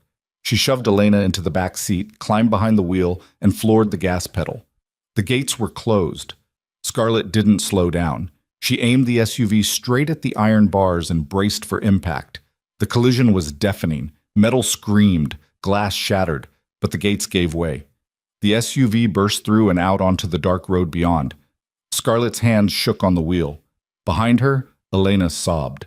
Mama, what's happening? Where are we going? Scarlett couldn't answer because she didn't know. All she knew was that she'd just betrayed Luca's trust, assaulted one of his people, and was driving straight into an ambush with her daughter in the back seat. And there was no turning back now. The address Vincent had given her led to an abandoned factory in Brooklyn. The building loomed against the night sky like a corpse, all broken windows and rusted metal. Scarlett pulled up to the entrance and killed the engine. Her phone rang. Vincent. Good, he said. You came. Now get out of the car. Bring the girl. Walk to the loading dock on the east side of the building. I want proof Luca's still alive. You're not in a position to make demands, Dr. Vale. Then I'm leaving. Vincent was quiet for a moment. Then another voice came on the line. Scarlett, don't do this. Luca. His voice was strained, rough, but alive. Luca, Scarlett whispered. They're lying to you. The warehouse wasn't rigged. This whole thing is a setup to get you and Elena. Scarlett's stomach dropped. I'm sorry, she whispered. Don't apologize. Just turn around and drive away. Right now. Vincent's voice cut back in. You have 10 seconds to get out of that car, Dr. Vale, or I put a bullet in Moretti's head. Scarlett's hands shook. Scarlett, don't! A gunshot cracked through the phone. Scarlett screamed, then silence. That was a warning, Vincent said calmly. The next one goes through his skull. Now move. Scarlett couldn't breathe, couldn't think. She looked back at Elena, who was crying silently in the back seat. Then she opened the door and stepped out into the night. "Mama, no!" Elena shouted. "Stay in the car, baby!" "Bring the girl," Vincent said. Scarlett's chest tightened. She opened the back door and lifted Elena into her arms. Then she walked toward the loading dock. The moment she stepped inside the building, armed men surrounded her, 6 of them, all pointing guns at her head. Vincent Caruso stepped out of the shadows. He was younger than Scarlett expected, mid-30s, expensive suit, cold eyes. "Dr. Vale," he said. "So glad you could join us." Scarlett held Elena tighter. "Where's Luca?" Vincent gestured toward the back of the room. Luca was on his knees with his hands zip-tied behind his back and blood streaming down the side of his face. 2 men stood behind him, guns pressed against the back of his head. His eyes met Scarlett's, and the look on his face destroyed her. Rage, desperation, and underneath it all, love so fierce it burned. "Let them go," Luca said, his voice raw. "This is between you and me." Vincent smiled. "You're right. It is. But where's the fun in just killing you? I want you to watch everything you love die first, just like I had to watch when you killed my brother." Scarlett's blood turned to ice. "Marco DeLuca was your brother," she whispered. "Half-brother. But yes. Then why isn't he here?" Vincent's smile widened. "Because Marco's dead. Has been for 3 hours. Your boyfriend's team blew up the warehouse just like they planned. But what Luca didn't know is that Marco wasn't inside. I was, and I let them think they'd won." Luca's expression turned murderous. "You set me up. I set you up. And now I'm going to take everything from you the same way you took everything from me." He raised his gun, pointed it at Elena. Scarlett's world stopped. "No!" Luca roared. He lunged forward despite the guns at his head. Gunfire exploded through the factory. Scarlett threw herself over Elena, covering her daughter's body with her own. She waited for the bullet, waited for the pain, but it never came. When she looked up, Luca was standing. The zip ties hung broken from his wrists. Vincent Caruso lay on the ground with his throat slit, and Luca's men were pouring through the doors, cutting down the remaining guards in a storm of violence that lasted less than 10 seconds. Then silence. Luca crossed the room in 3 strides and dropped to his knees beside Scarlett and Elena. "Are you hurt?" he demanded. Scarlett shook her head, unable to speak. Luca pulled both of them into his arms and held them so tight Scarlett thought her ribs might crack. "I thought I lost you," he whispered against her hair.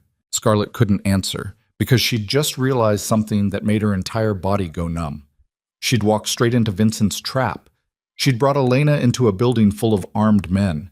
She'd almost gotten her daughter killed, all because she'd been stupid enough to believe she could save Luca.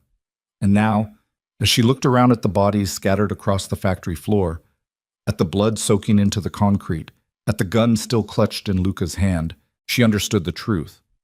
There was no escaping this world, no running from it, no protecting Elena from it, because as long as Luca Moretti was in their lives, violence would follow.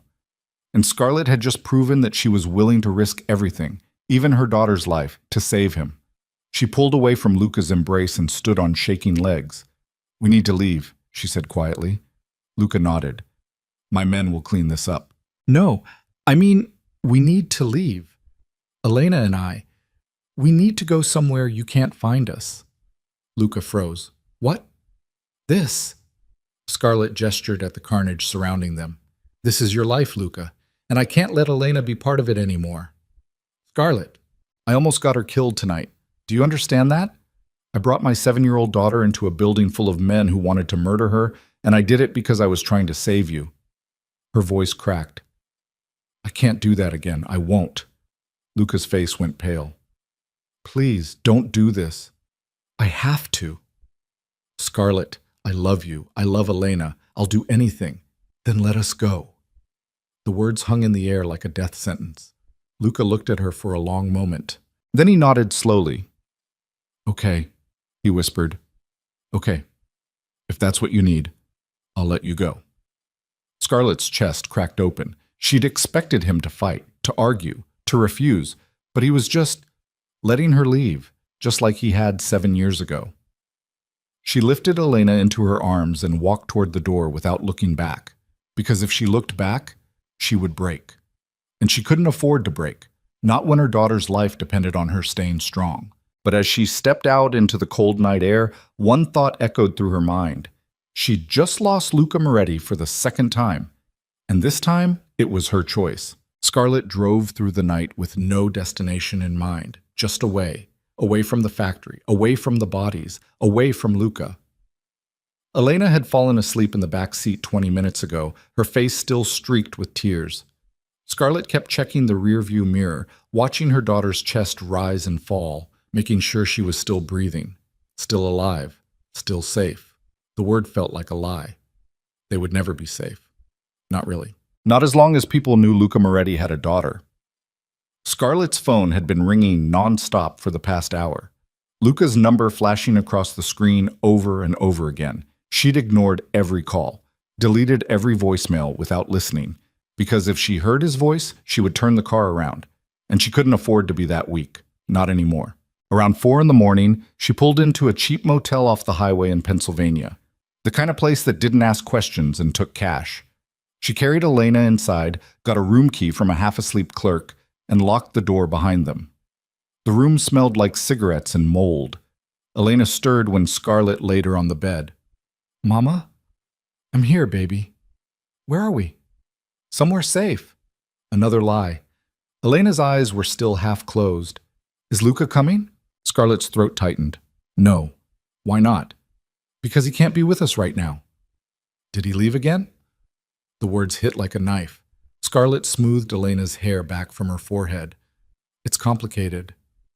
"You always say that." "I know." Elena was quiet for a moment, then she whispered, "I miss him." Scarlett's chest cracked open.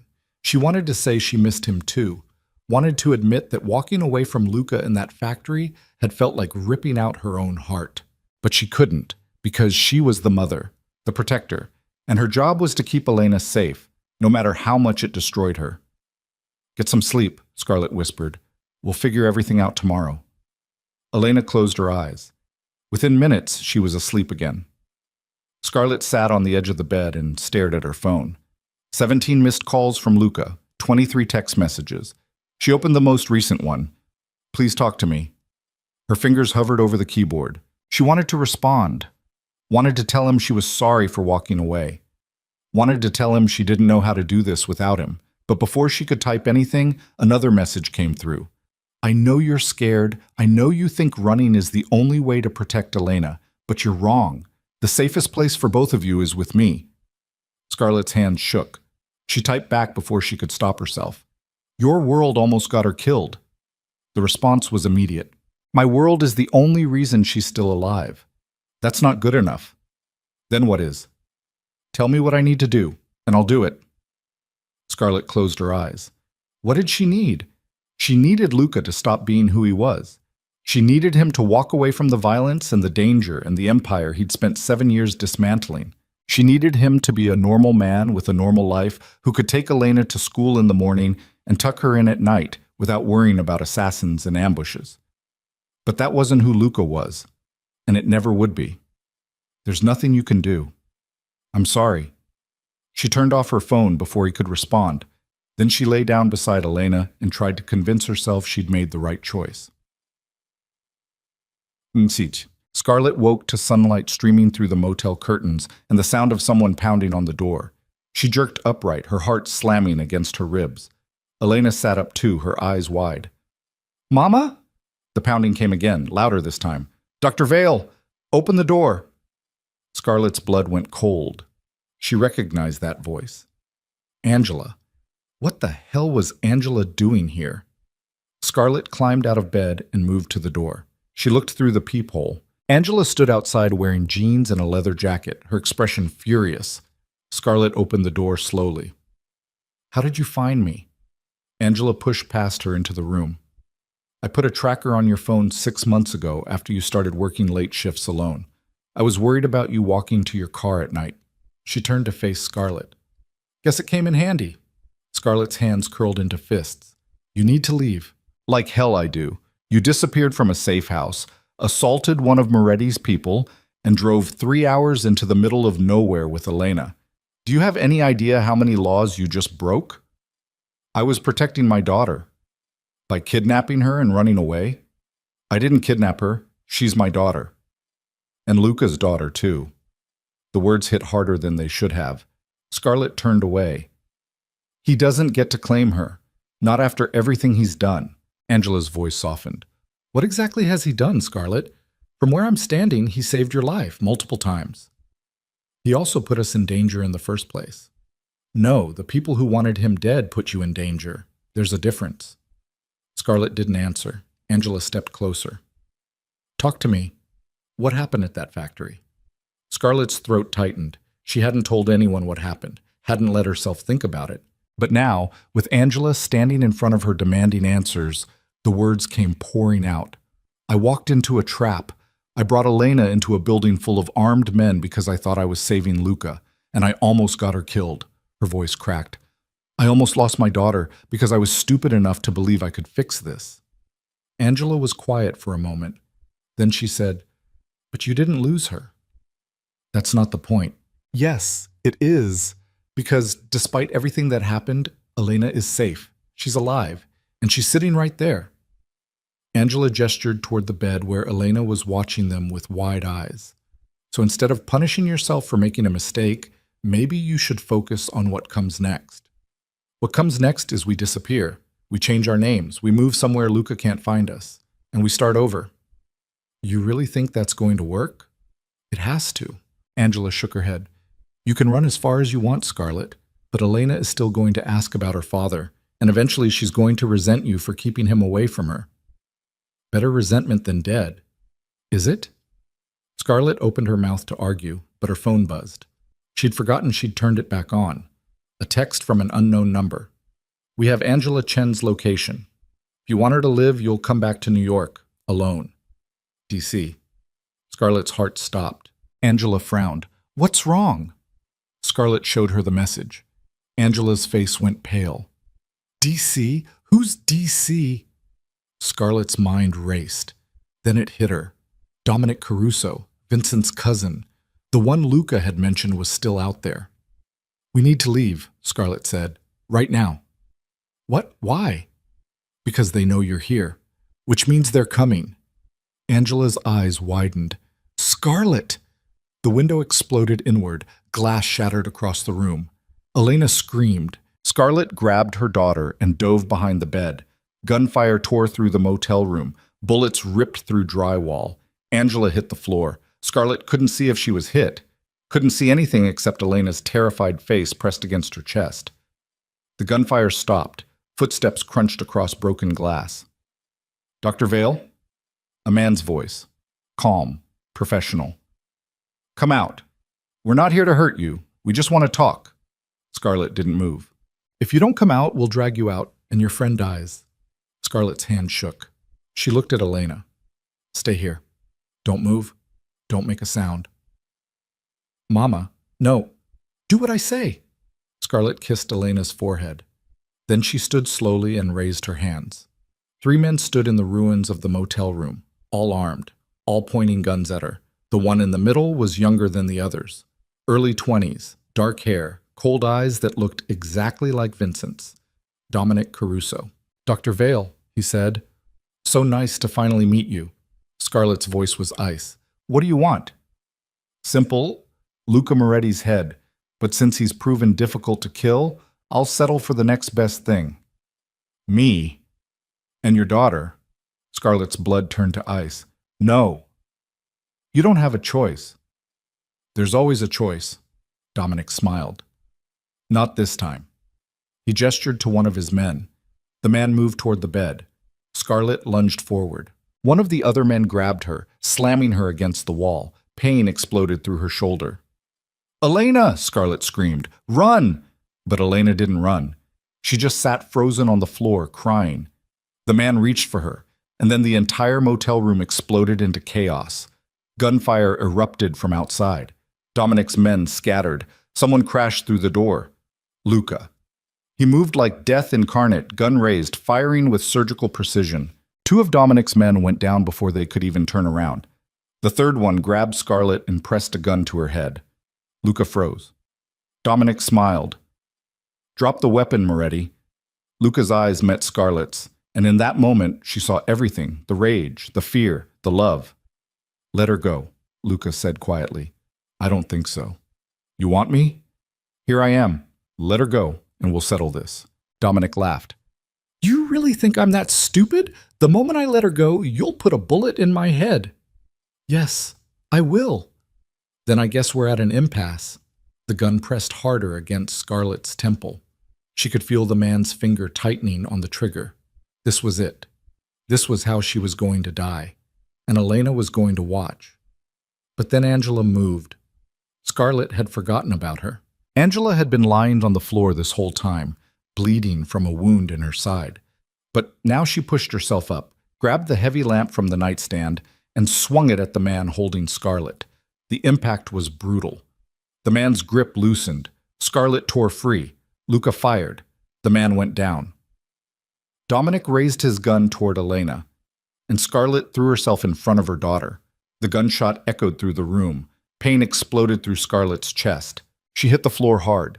Couldn't breathe. Couldn't think. Just pain. Burning. Spreading. Luca roared. More gunfire. Then silence. Scarlett's vision blurred. She could hear Elena crying, could hear Luca shouting her name, but it all sounded so far away. She tried to speak, but blood filled her throat. Then Luca was there, his hands pressing against her chest, trying to stop the bleeding. "Stay with me," he said. His voice was breaking. "Scarlett, stay with me. Don't you dare die. Don't you dare leave me again." Scarlett tried to smile, tried to tell him she was sorry, tried to tell him she loved him. But the darkness was pulling her under, and she couldn't fight it anymore. The last thing she heard was Elena screaming for her mama. Then nothing. Scarlett woke to the smell of antiseptic and the steady beep of a heart monitor. Her entire body felt like it had been run over by a truck. She tried to move, but pain shot through her chest so sharp it stole her breath. "Don't move," Luca's voice. She turned her head slowly. He sat in a chair beside the hospital bed, his elbows on his knees, his face buried in his hands. He looked like he hadn't slept in days. His clothes were rumpled and stained with blood. Her blood. "Luca," she whispered. His head snapped up. For 3 seconds, he just stared at her. Then he was on his feet, crossing to the bed, his hands reaching for hers. "You're awake," he breathed. "Thank God you're awake." Scarlett's throat was dry. "Lena?" "She's safe. She's with Angela in the waiting room." Relief flooded through her. "Angela's okay? She's fine. The bullet grazed her ribs. She'll be sore for a few weeks, but she'll recover." "And Dominic?" Luca's expression turned cold. "Dead." Scarlett closed her eyes. It was over. Finally over. "How long was I out?" she asked. 3 days. You were in surgery for 7 hours. The bullet punctured your lung and nicked an artery. They almost lost you twice."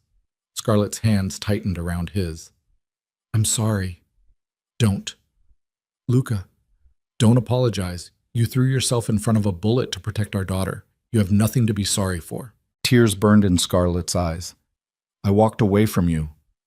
"I know. I told you to let us go." "I know. But you didn't."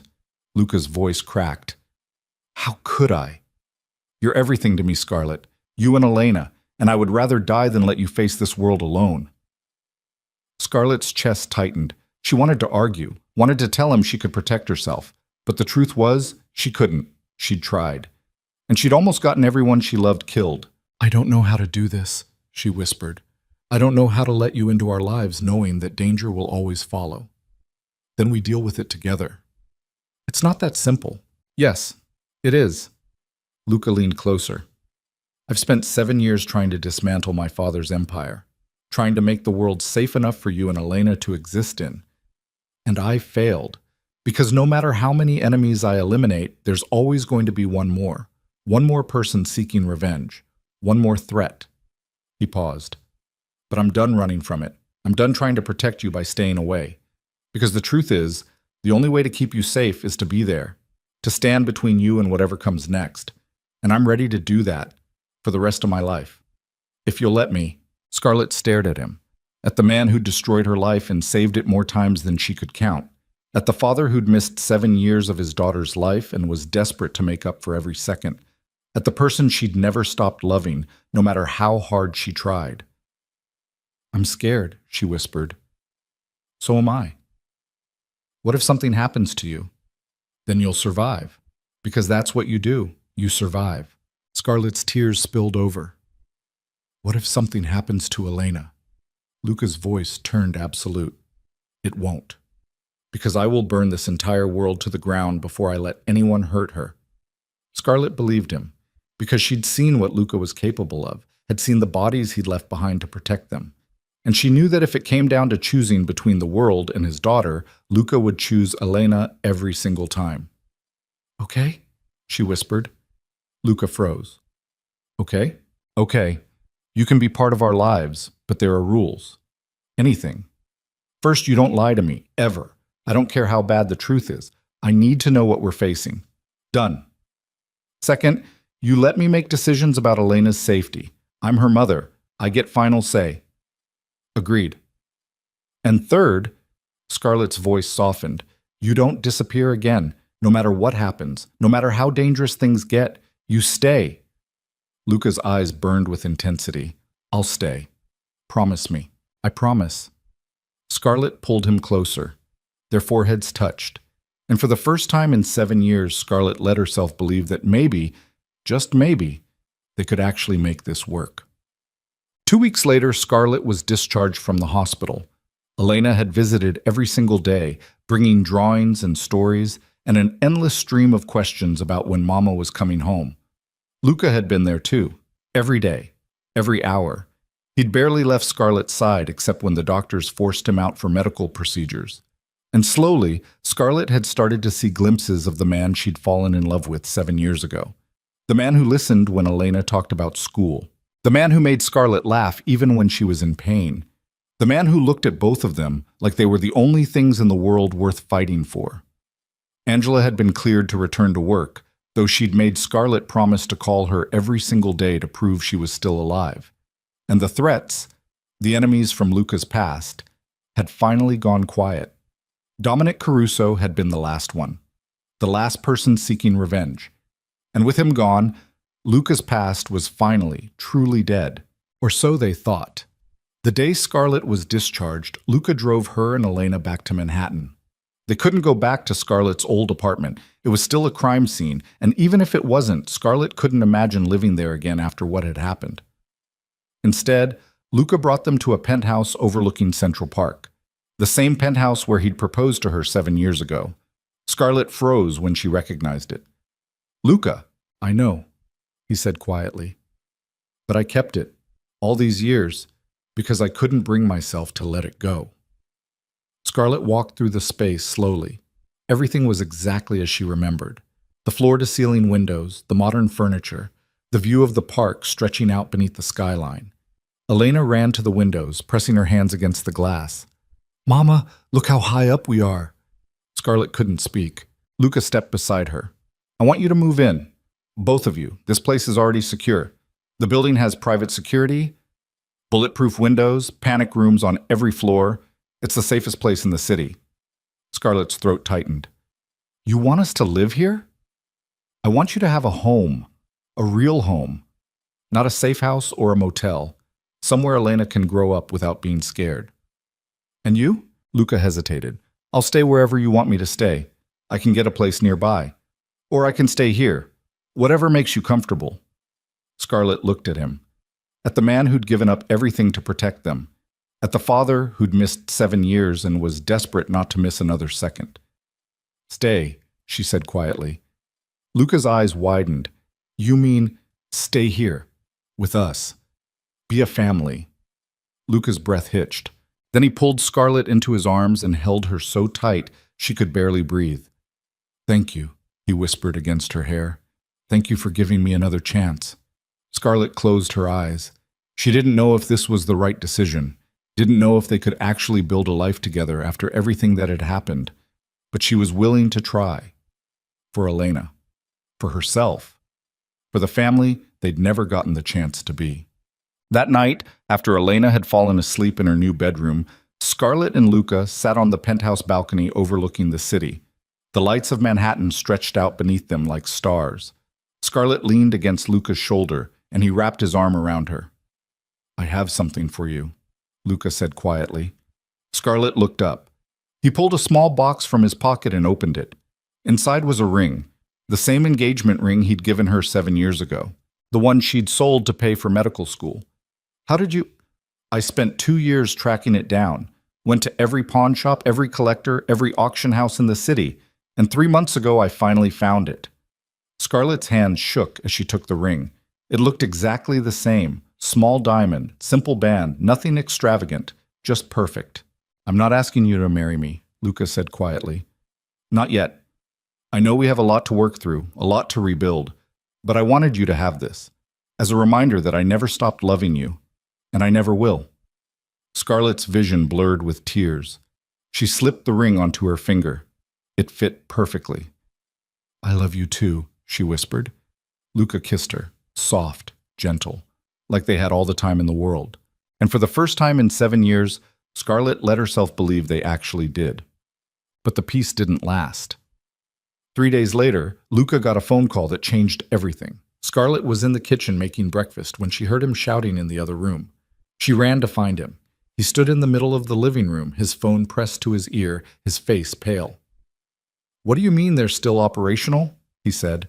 "I shut down every division, every operation, every connection." Silence. Then Luca's expression turned murderous. "How long have you known about this?" More silence. "And you didn't think to tell me?" He hung up and hurled the phone across the room. It shattered against the wall. Scarlett stepped closer. "Luca, what's wrong?" He turned to face her, and the look in his eyes made her blood run cold. "My father's empire," he said quietly. "It's not dead." "What?" "There's a faction I didn't know about, operating in Europe. They've been running weapons and trafficking routes for the past 5 years, and they just found out about you and Elena." Scarlett's stomach dropped. "No. They're coming, and they're bringing an army." The world tilted sideways. Scarlett grabbed the counter to steady herself. "When?" she whispered. "Soon. My contact says they're already in the country."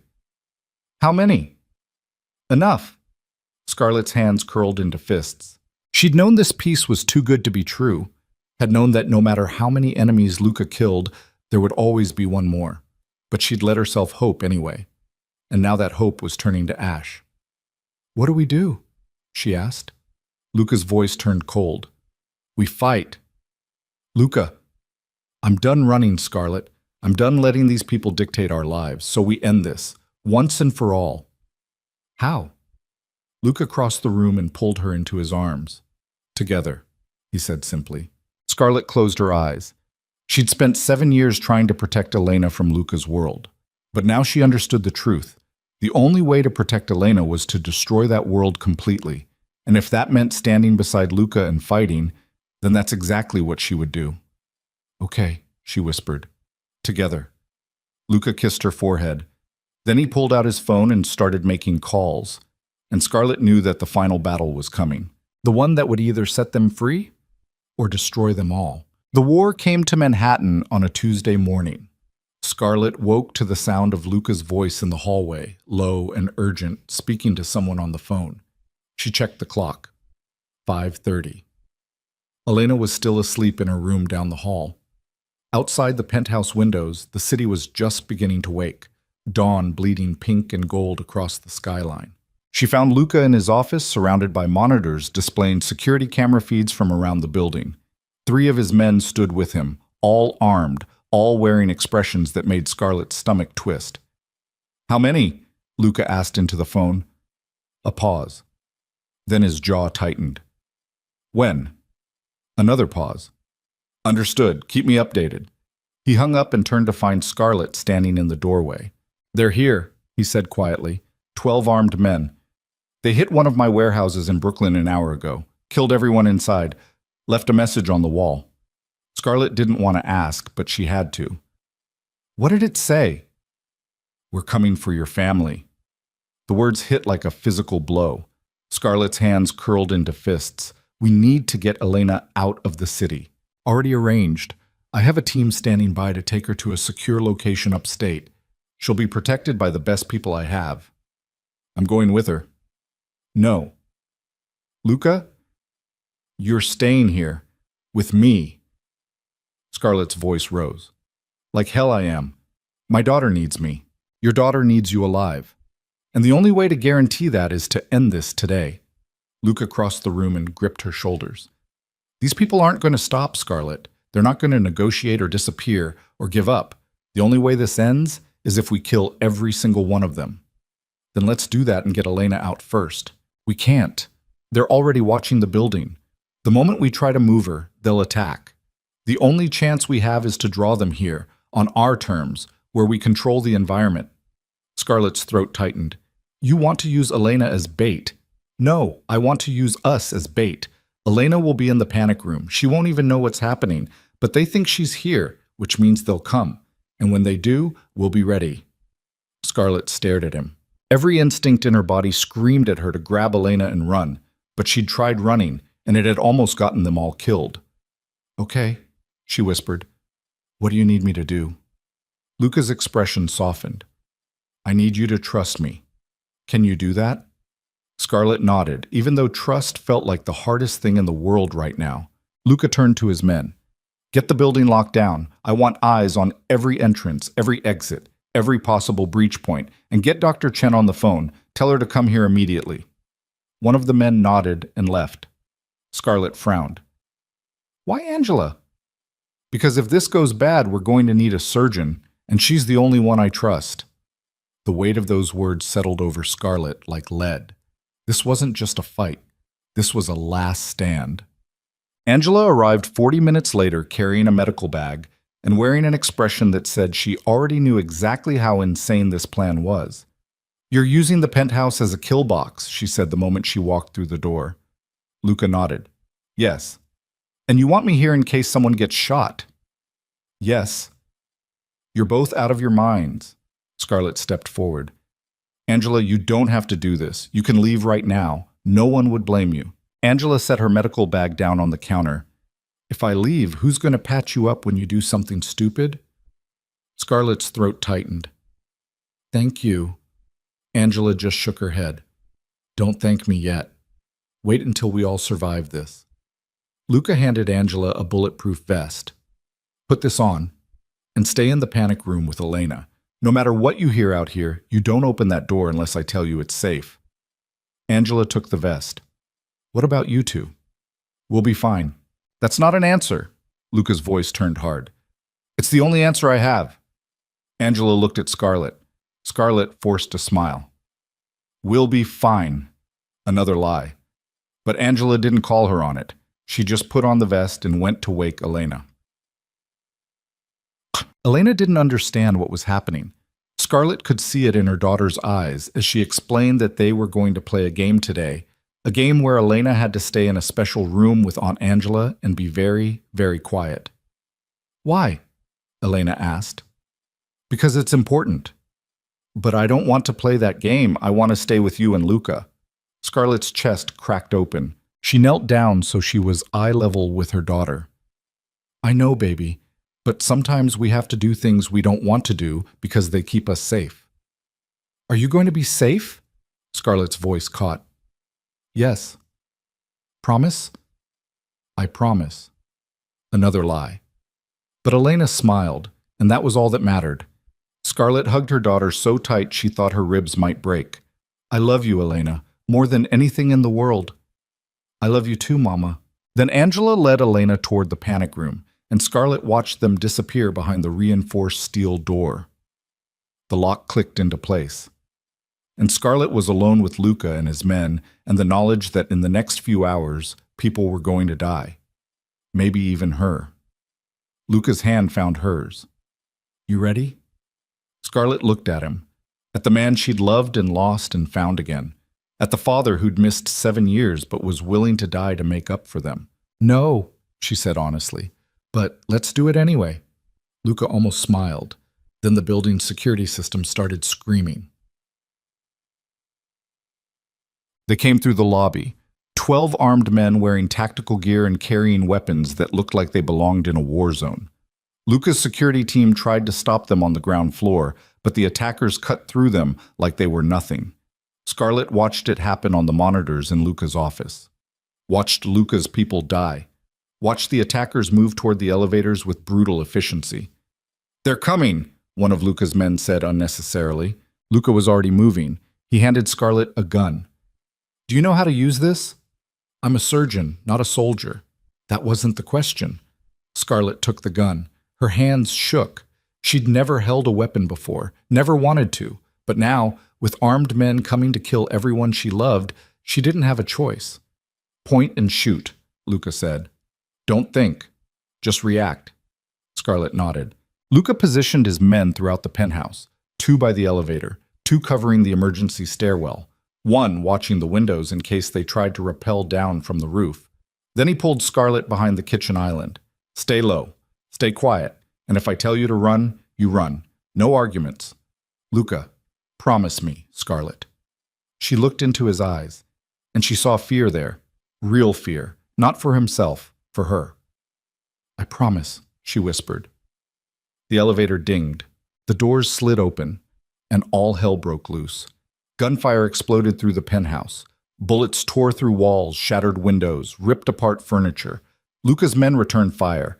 2 of the attackers went down immediately, but there were 10 more, and they moved like professionals, spreading out, using cover, coordinating their assault with hand signals and brutal precision. Scarlett pressed herself against the kitchen island, her heart hammering so hard she thought it might break through her ribs. The gun in her hand felt impossibly heavy. One of Luca's men screamed. Scarlett looked up just in time to see him collapse, blood spreading across his chest. Then another. And another. Within 30 seconds, all of Luca's security team were down, and it was just Scarlett and Luca against 10 armed killers. Luca grabbed Scarlett's hand. "Move! Now!" They ran. Across the living room, down the hallway, bullets chasing them every step. Luca shoved Scarlett into the master bedroom and slammed the door. He dragged a heavy dresser in front of it. "That won't hold them," Scarlett said. "I know, but it'll buy us time." "Time for what?" Luca pulled out his phone and made a call. "Now," Scarlett frowned. "What are you—" The entire building shook. An explosion somewhere below them. Then another, and another. The floor trembled. Alarms screamed. Luca grabbed Scarlett and pulled her toward the window. "I rigged the lower floors with charges. The building's coming down." Scarlett's stomach dropped. "What?" "Luca, Elena's in the panic room. The panic room is reinforced. It'll hold. But we need to get out of here before this whole place collapses." He opened the window. Outside, a helicopter hovered 20 feet away, a rope ladder dangling from its side. "You're insane," Scarlett whispered. "You have a better idea?" The bedroom door exploded inward. The dresser splintered. Armed men poured through. Luca grabbed Scarlett and shoved her toward the window. "Climb!" "What about you?" "I'm right behind you. Go!" Scarlett didn't think. Just grabbed the rope ladder and started climbing. The wind tore at her clothes. The ladder swung wildly. Below her, Manhattan stretched out in dizzying vertigo. Gunfire erupted behind her. She looked back. Luca was at the window, firing at the men trying to follow. Then he holstered his gun and grabbed the ladder. Started climbing. One of the attackers appeared at the window, raised his weapon, aimed at Luca's back. Scarlett didn't hesitate. She pulled the gun from her waistband, aimed, and fired. The shot went wide. She fired again. This time, the attacker jerked backward and disappeared from the window. Scarlett stared at her hands. She'd just killed someone. She'd actually killed someone. Luca reached her. "Good shot." Scarlett couldn't answer. She just kept climbing until strong hands grabbed her and pulled her into the helicopter. Luca followed seconds later. The pilot banked hard, pulling away from the building just as another series of explosions tore through the lower floors. The penthouse tilted, glass shattered, steel groaned, and then the entire top half of the building started to collapse. Scarlett watched in horror as her home, the place where she'd finally started to believe they could build a life together, crumbled into dust and debris. "Elena," she whispered. Luca grabbed her hand. The panic room is in the sub-basement. It's designed to survive a building collapse. She's safe. You don't know that. Yes, I do. The helicopter circled the wreckage. Emergency vehicles were already screaming toward the scene. Firefighters, police, ambulances. And somewhere in the rubble below, Scarlett's daughter was trapped. We have to go back, Scarlett said. We can't. Not yet. The authorities will dig through the debris. They'll find the panic room. And if they don't? Luca's jaw tightened. They will. Scarlett closed her eyes. She'd trusted Luca, had let him convince her that this plan would work. And now Elena was buried beneath tons of concrete and steel, and there was nothing Scarlett could do except wait. The helicopter landed on a rooftop 3 blocks away. Another team of Luca's men was waiting with vehicles. Luca helped Scarlett out of the helicopter. She stumbled. Her legs wouldn't hold her. Everything that had just happened crashed over her at once. The gunfight, the explosion, the building collapse, the fact that she'd killed someone. She fell to her knees and vomited. Luca knelt beside her, one hand on her back. Breathe, he said quietly. Just breathe. Scarlett couldn't breathe, couldn't think. All she could see was Elena's face. All she could hear was her daughter's voice asking if Mama was going to be safe. And Scarlett had promised, had lied, because she wasn't safe. None of them were safe. I need to go back, Scarlett whispered. I need to find her. We will, but first we need to make sure there aren't more of them waiting. I don't care about them. I care about Elena, Scarlett's voice cracked. Luca pulled her against his chest and held her while she fell apart. And for the first time since this nightmare began, Scarlett let herself cry. It took 4 hours for the emergency crews to reach the panic room. 4 hours of Scarlett pacing back and forth in a safe house across the city, watching news coverage of the building collapse, listening to reporters speculate about what had happened. Terrorist attack, gas explosion, structural failure. None of them came close to the truth. Luca stood by the window, his phone pressed to his ear, getting updates from his people on the ground. Finally, his expression changed. They found it, he said. The panic room. They're cutting through the door now. Scarlett's heart stopped. Is she alive? They don't know yet. I need to be there. Scarlett, I need to be there. Luca nodded slowly. Within 15 minutes, they were in a car speeding toward the collapse site. Police had cordoned off the entire block. News crews crowded behind the barriers. Luca's driver pulled up to a side street, and one of Luca's contacts, a fire captain named Rodriguez, who apparently owed Luca a favor, met them at the barricade. The room held, Rodriguez said, structurally sound, but we had to cut through 3 feet of reinforced steel to get the door open. Are they alive? Scarlett demanded. Rodriguez nodded. Yeah, shaken up, but alive. Relief hit Scarlett so hard she almost collapsed. Rodriguez led them through the debris field. Rescue workers swarmed the area, searching for survivors, clearing rubble, documenting damage. And there, sitting on the back of an ambulance wrapped in a thermal blanket, was Elena. Angela sat beside her, one arm around Elena's shoulders. The moment Elena saw Scarlett, she burst into tears. Mama! Scarlett ran. She grabbed Elena and pulled her into her arms and held her so tight she thought she might never let go. You're okay, Scarlett whispered.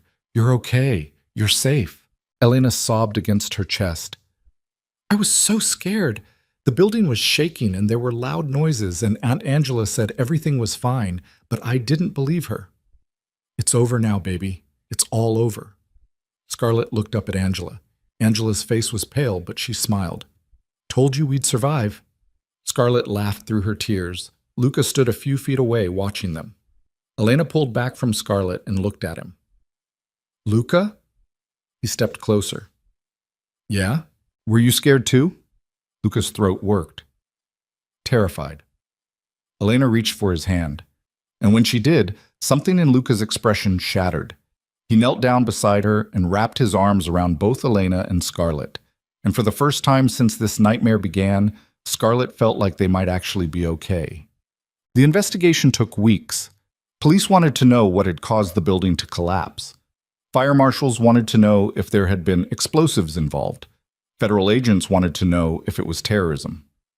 Luca handled all of it. He had lawyers, contacts, people who could make evidence disappear and questions go away. The official story became a gas leak that triggered a catastrophic structural failure. Tragic, but accidental. No one mentioned the armed men who died in the collapse. No one mentioned the bodies that Luca's people had quietly removed before the authorities arrived. And no one mentioned the war that had been fought inside that building. Scarlett and Elena moved into a different safe house while Luca dealt with the aftermath. This one was smaller, quieter, surrounded by trees instead of skyscrapers. Elena seemed to like it. She spent her days drawing pictures and playing in the yard and asking when they could go home. Scarlett didn't have an answer, because she didn't know where home was anymore. 3 weeks after the collapse, Luca came to the safe house with news. Scarlett was in the kitchen making dinner when she heard the door open. She turned to find him standing in the doorway, looking more exhausted than she'd ever seen him. "It's done," he said quietly. Scarlett set down the knife she'd been using. "What's done?" "All of it. The European faction, the remaining connections to my father's empire, the people who sent those men after us." He paused. "They're all dead." Scarlett's stomach twisted. "How many? Does it matter?" "Yes." Luca exhaled slowly. 23. The number hung in the air like smoke. 23 people. Dead. Because of them. "Are we safe now?" Scarlett asked. "As safe as we'll ever be." It wasn't the answer she wanted, but it was the truth. Luca crossed the room and took her hands. "I know this isn't the life you wanted. I know you thought you were marrying a normal man 7 years ago, someone who could give you a white picket fence and Sunday dinners and a future that didn't involve bodyguards and safe houses and buildings collapsing around you." Scarlett's throat tightened. "Luca, let me finish. I can't be that man. I'll never be that man. My past is always going to follow me. There will always be someone out there who remembers what my father built and wants revenge. But I can promise you this." His voice turned fierce. "I will spend every day of the rest of my life making sure that past doesn't touch you or Elena. I will be the wall between you and the darkness, and I will never, ever let anyone hurt either of you again." Scarlett stared at him, at the man who'd destroyed her life and rebuilt it, at the father who'd missed 7 years but was fighting every day to make up for them, at the person she'd never stopped loving, no matter how hard she tried. "I know," she whispered. Luca's eyes widened. "You know? I know you'll protect us. I know you'll fight for us. I know you'll die for us if that's what it takes." She paused. "But I don't want you to die, Luca. I want you to live.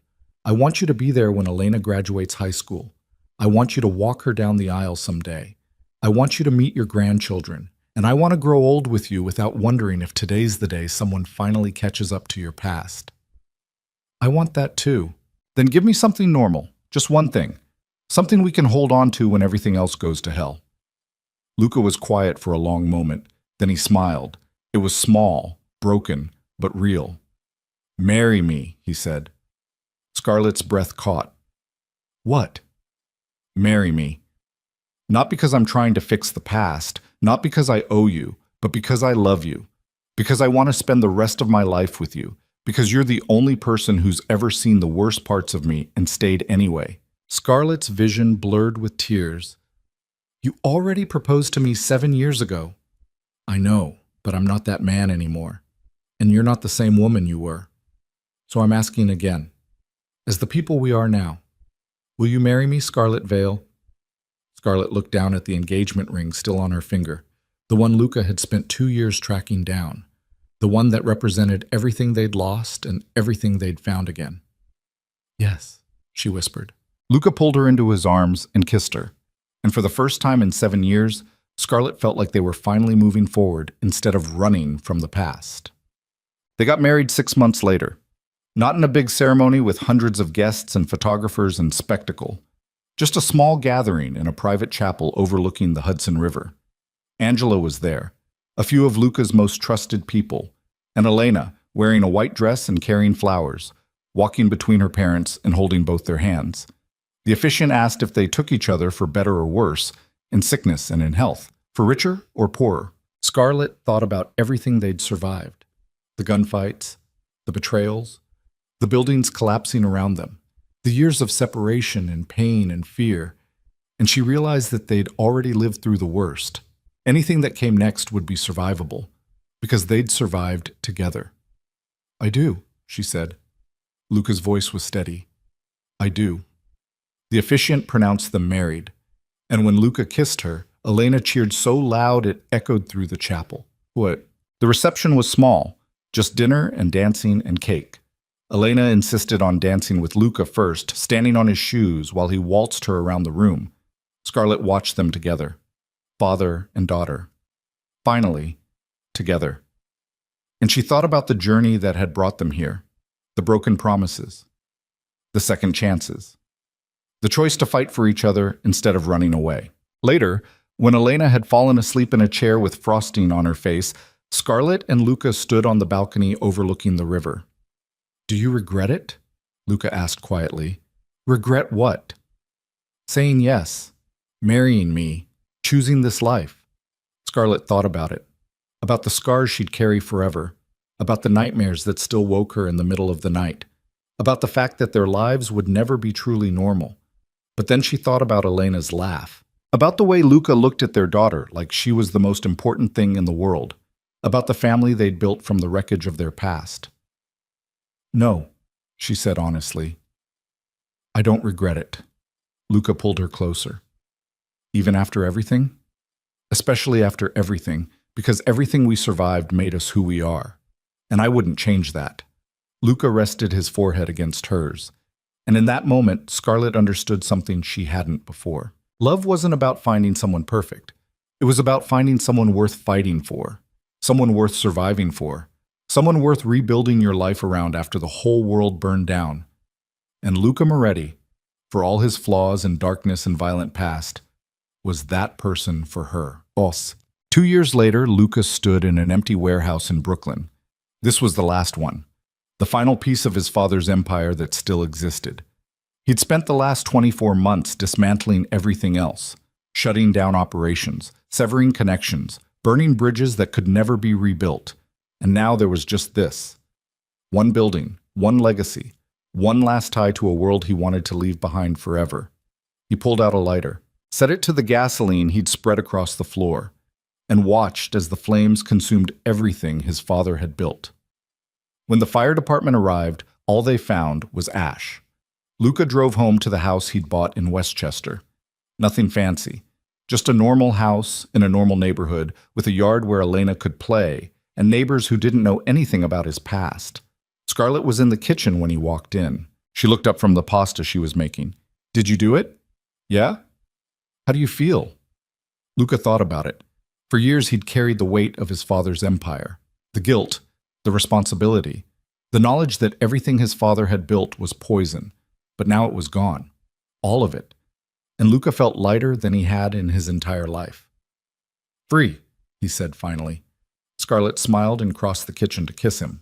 Outside, Elena played in the yard with a dog they'd adopted last month. Her laughter floated through the open window. And Luca realized that this ordinary moment in an ordinary house with his wife and daughter, was worth more than everything his father had ever built, because his father had ruled through fear and power and violence. But Luca had learned something his father never understood. Real power wasn't about how many people feared you. It was about how many people loved you. And standing in that kitchen with Scarlett's arms around him and Elena's laughter in his ears, Luca knew he'd finally found the only power that mattered. 5 years after that, Scarlett stood in a surgical theater at Metropolitan Crown Hospital, performing the same kind of operation that had brought Luca back into her life. Cardiac surgery, life, or death. The patient on her table was a 15-year-old girl from a family that couldn't afford the procedure. But the Elena Vale Foundation, the charity Luca had created and funded entirely from the liquidated assets of his father's empire, covered the cost. They'd funded over 300 surgeries in the past 5 years, saved over 300 lives, turned blood money into something good. Scarlett tied off the final suture and stepped back. "She's stable," she said. The surgical team relaxed. Another life saved, another family that wouldn't have to bury their daughter. When Scarlett finally left the hospital 12 hours later, she found Luca waiting in the parking garage. He leaned against his car, hands in his pockets, looking exactly like he had the first time she'd met him. Except different, older, scarred, but at peace. "How'd it go?" he asked. "She's gonna make it." Luca smiled. "Good." They drove home together. Elena was 17 now, preparing for college applications. Talking about following in Scarlett's footsteps and becoming a surgeon, she had Luca's eyes, Scarlett's determination, and a future free from the darkness that had once threatened to consume them all.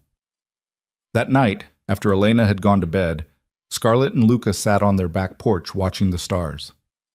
"Do you ever think about what would have happened if I'd let you die that night?" Scarlett asked quietly. Luca was quiet for a long moment. Then he said, "Every day. And I'm grateful you didn't. Because everything I have now, you, Elena, this life, it only exists because you chose to save me when you had every reason to let me go." Scarlett leaned against his shoulder. "I couldn't let you go. Even when I hated you, I couldn't." "Why not?" "Because some people are worth fighting for, even when it's hard, even when it hurts, even when every logical part of your brain tells you to walk away." She paused. "You were worth fighting for, Luca. You still are." Luca kissed the top of her head. And sitting there under the stars with the woman he loved, and the daughter he'd almost never met sleeping safely inside, Luca Moretti finally understood what it meant to be home. Not a place, not a building, not an empire. Just two people who'd survived hell together and chosen to build something beautiful from the ashes. That was home. That was everything. And after years of blood and violence and darkness, Luca had finally found his way back to the light. The end. The story of Luca Moretti and Scarlet Veil didn't end with a fairy tale. There were still hard days, still moments when the past came knocking, still scars that never fully healed, but they faced it together, built a life together, raised their daughter together, and proved that even the most broken people could find redemption if they were willing to fight for it. Because love wasn't about being perfect, it was about being present, about showing up every day and choosing each other even when it was hard, about building something worth protecting. And in the end, that was the only empire that mattered, not one built on fear and power and violence, but one built on love and sacrifice and second chances. The mafia boss who once ruled New York through terror had become a father, a husband, a man who measured his worth not by how many people feared him, but by how fiercely he protected the people he loved. And the surgeon who'd spent 7 years believing she was better off alone had learned that sometimes the greatest risk wasn't opening your heart to someone dangerous. It was closing it off completely and spending the rest of your life wondering what could have been. They'd survived the impossible, lost everything, found it again. And in doing so, they'd discovered something more powerful than any empire: each other. And that was worth more than all the power in the world.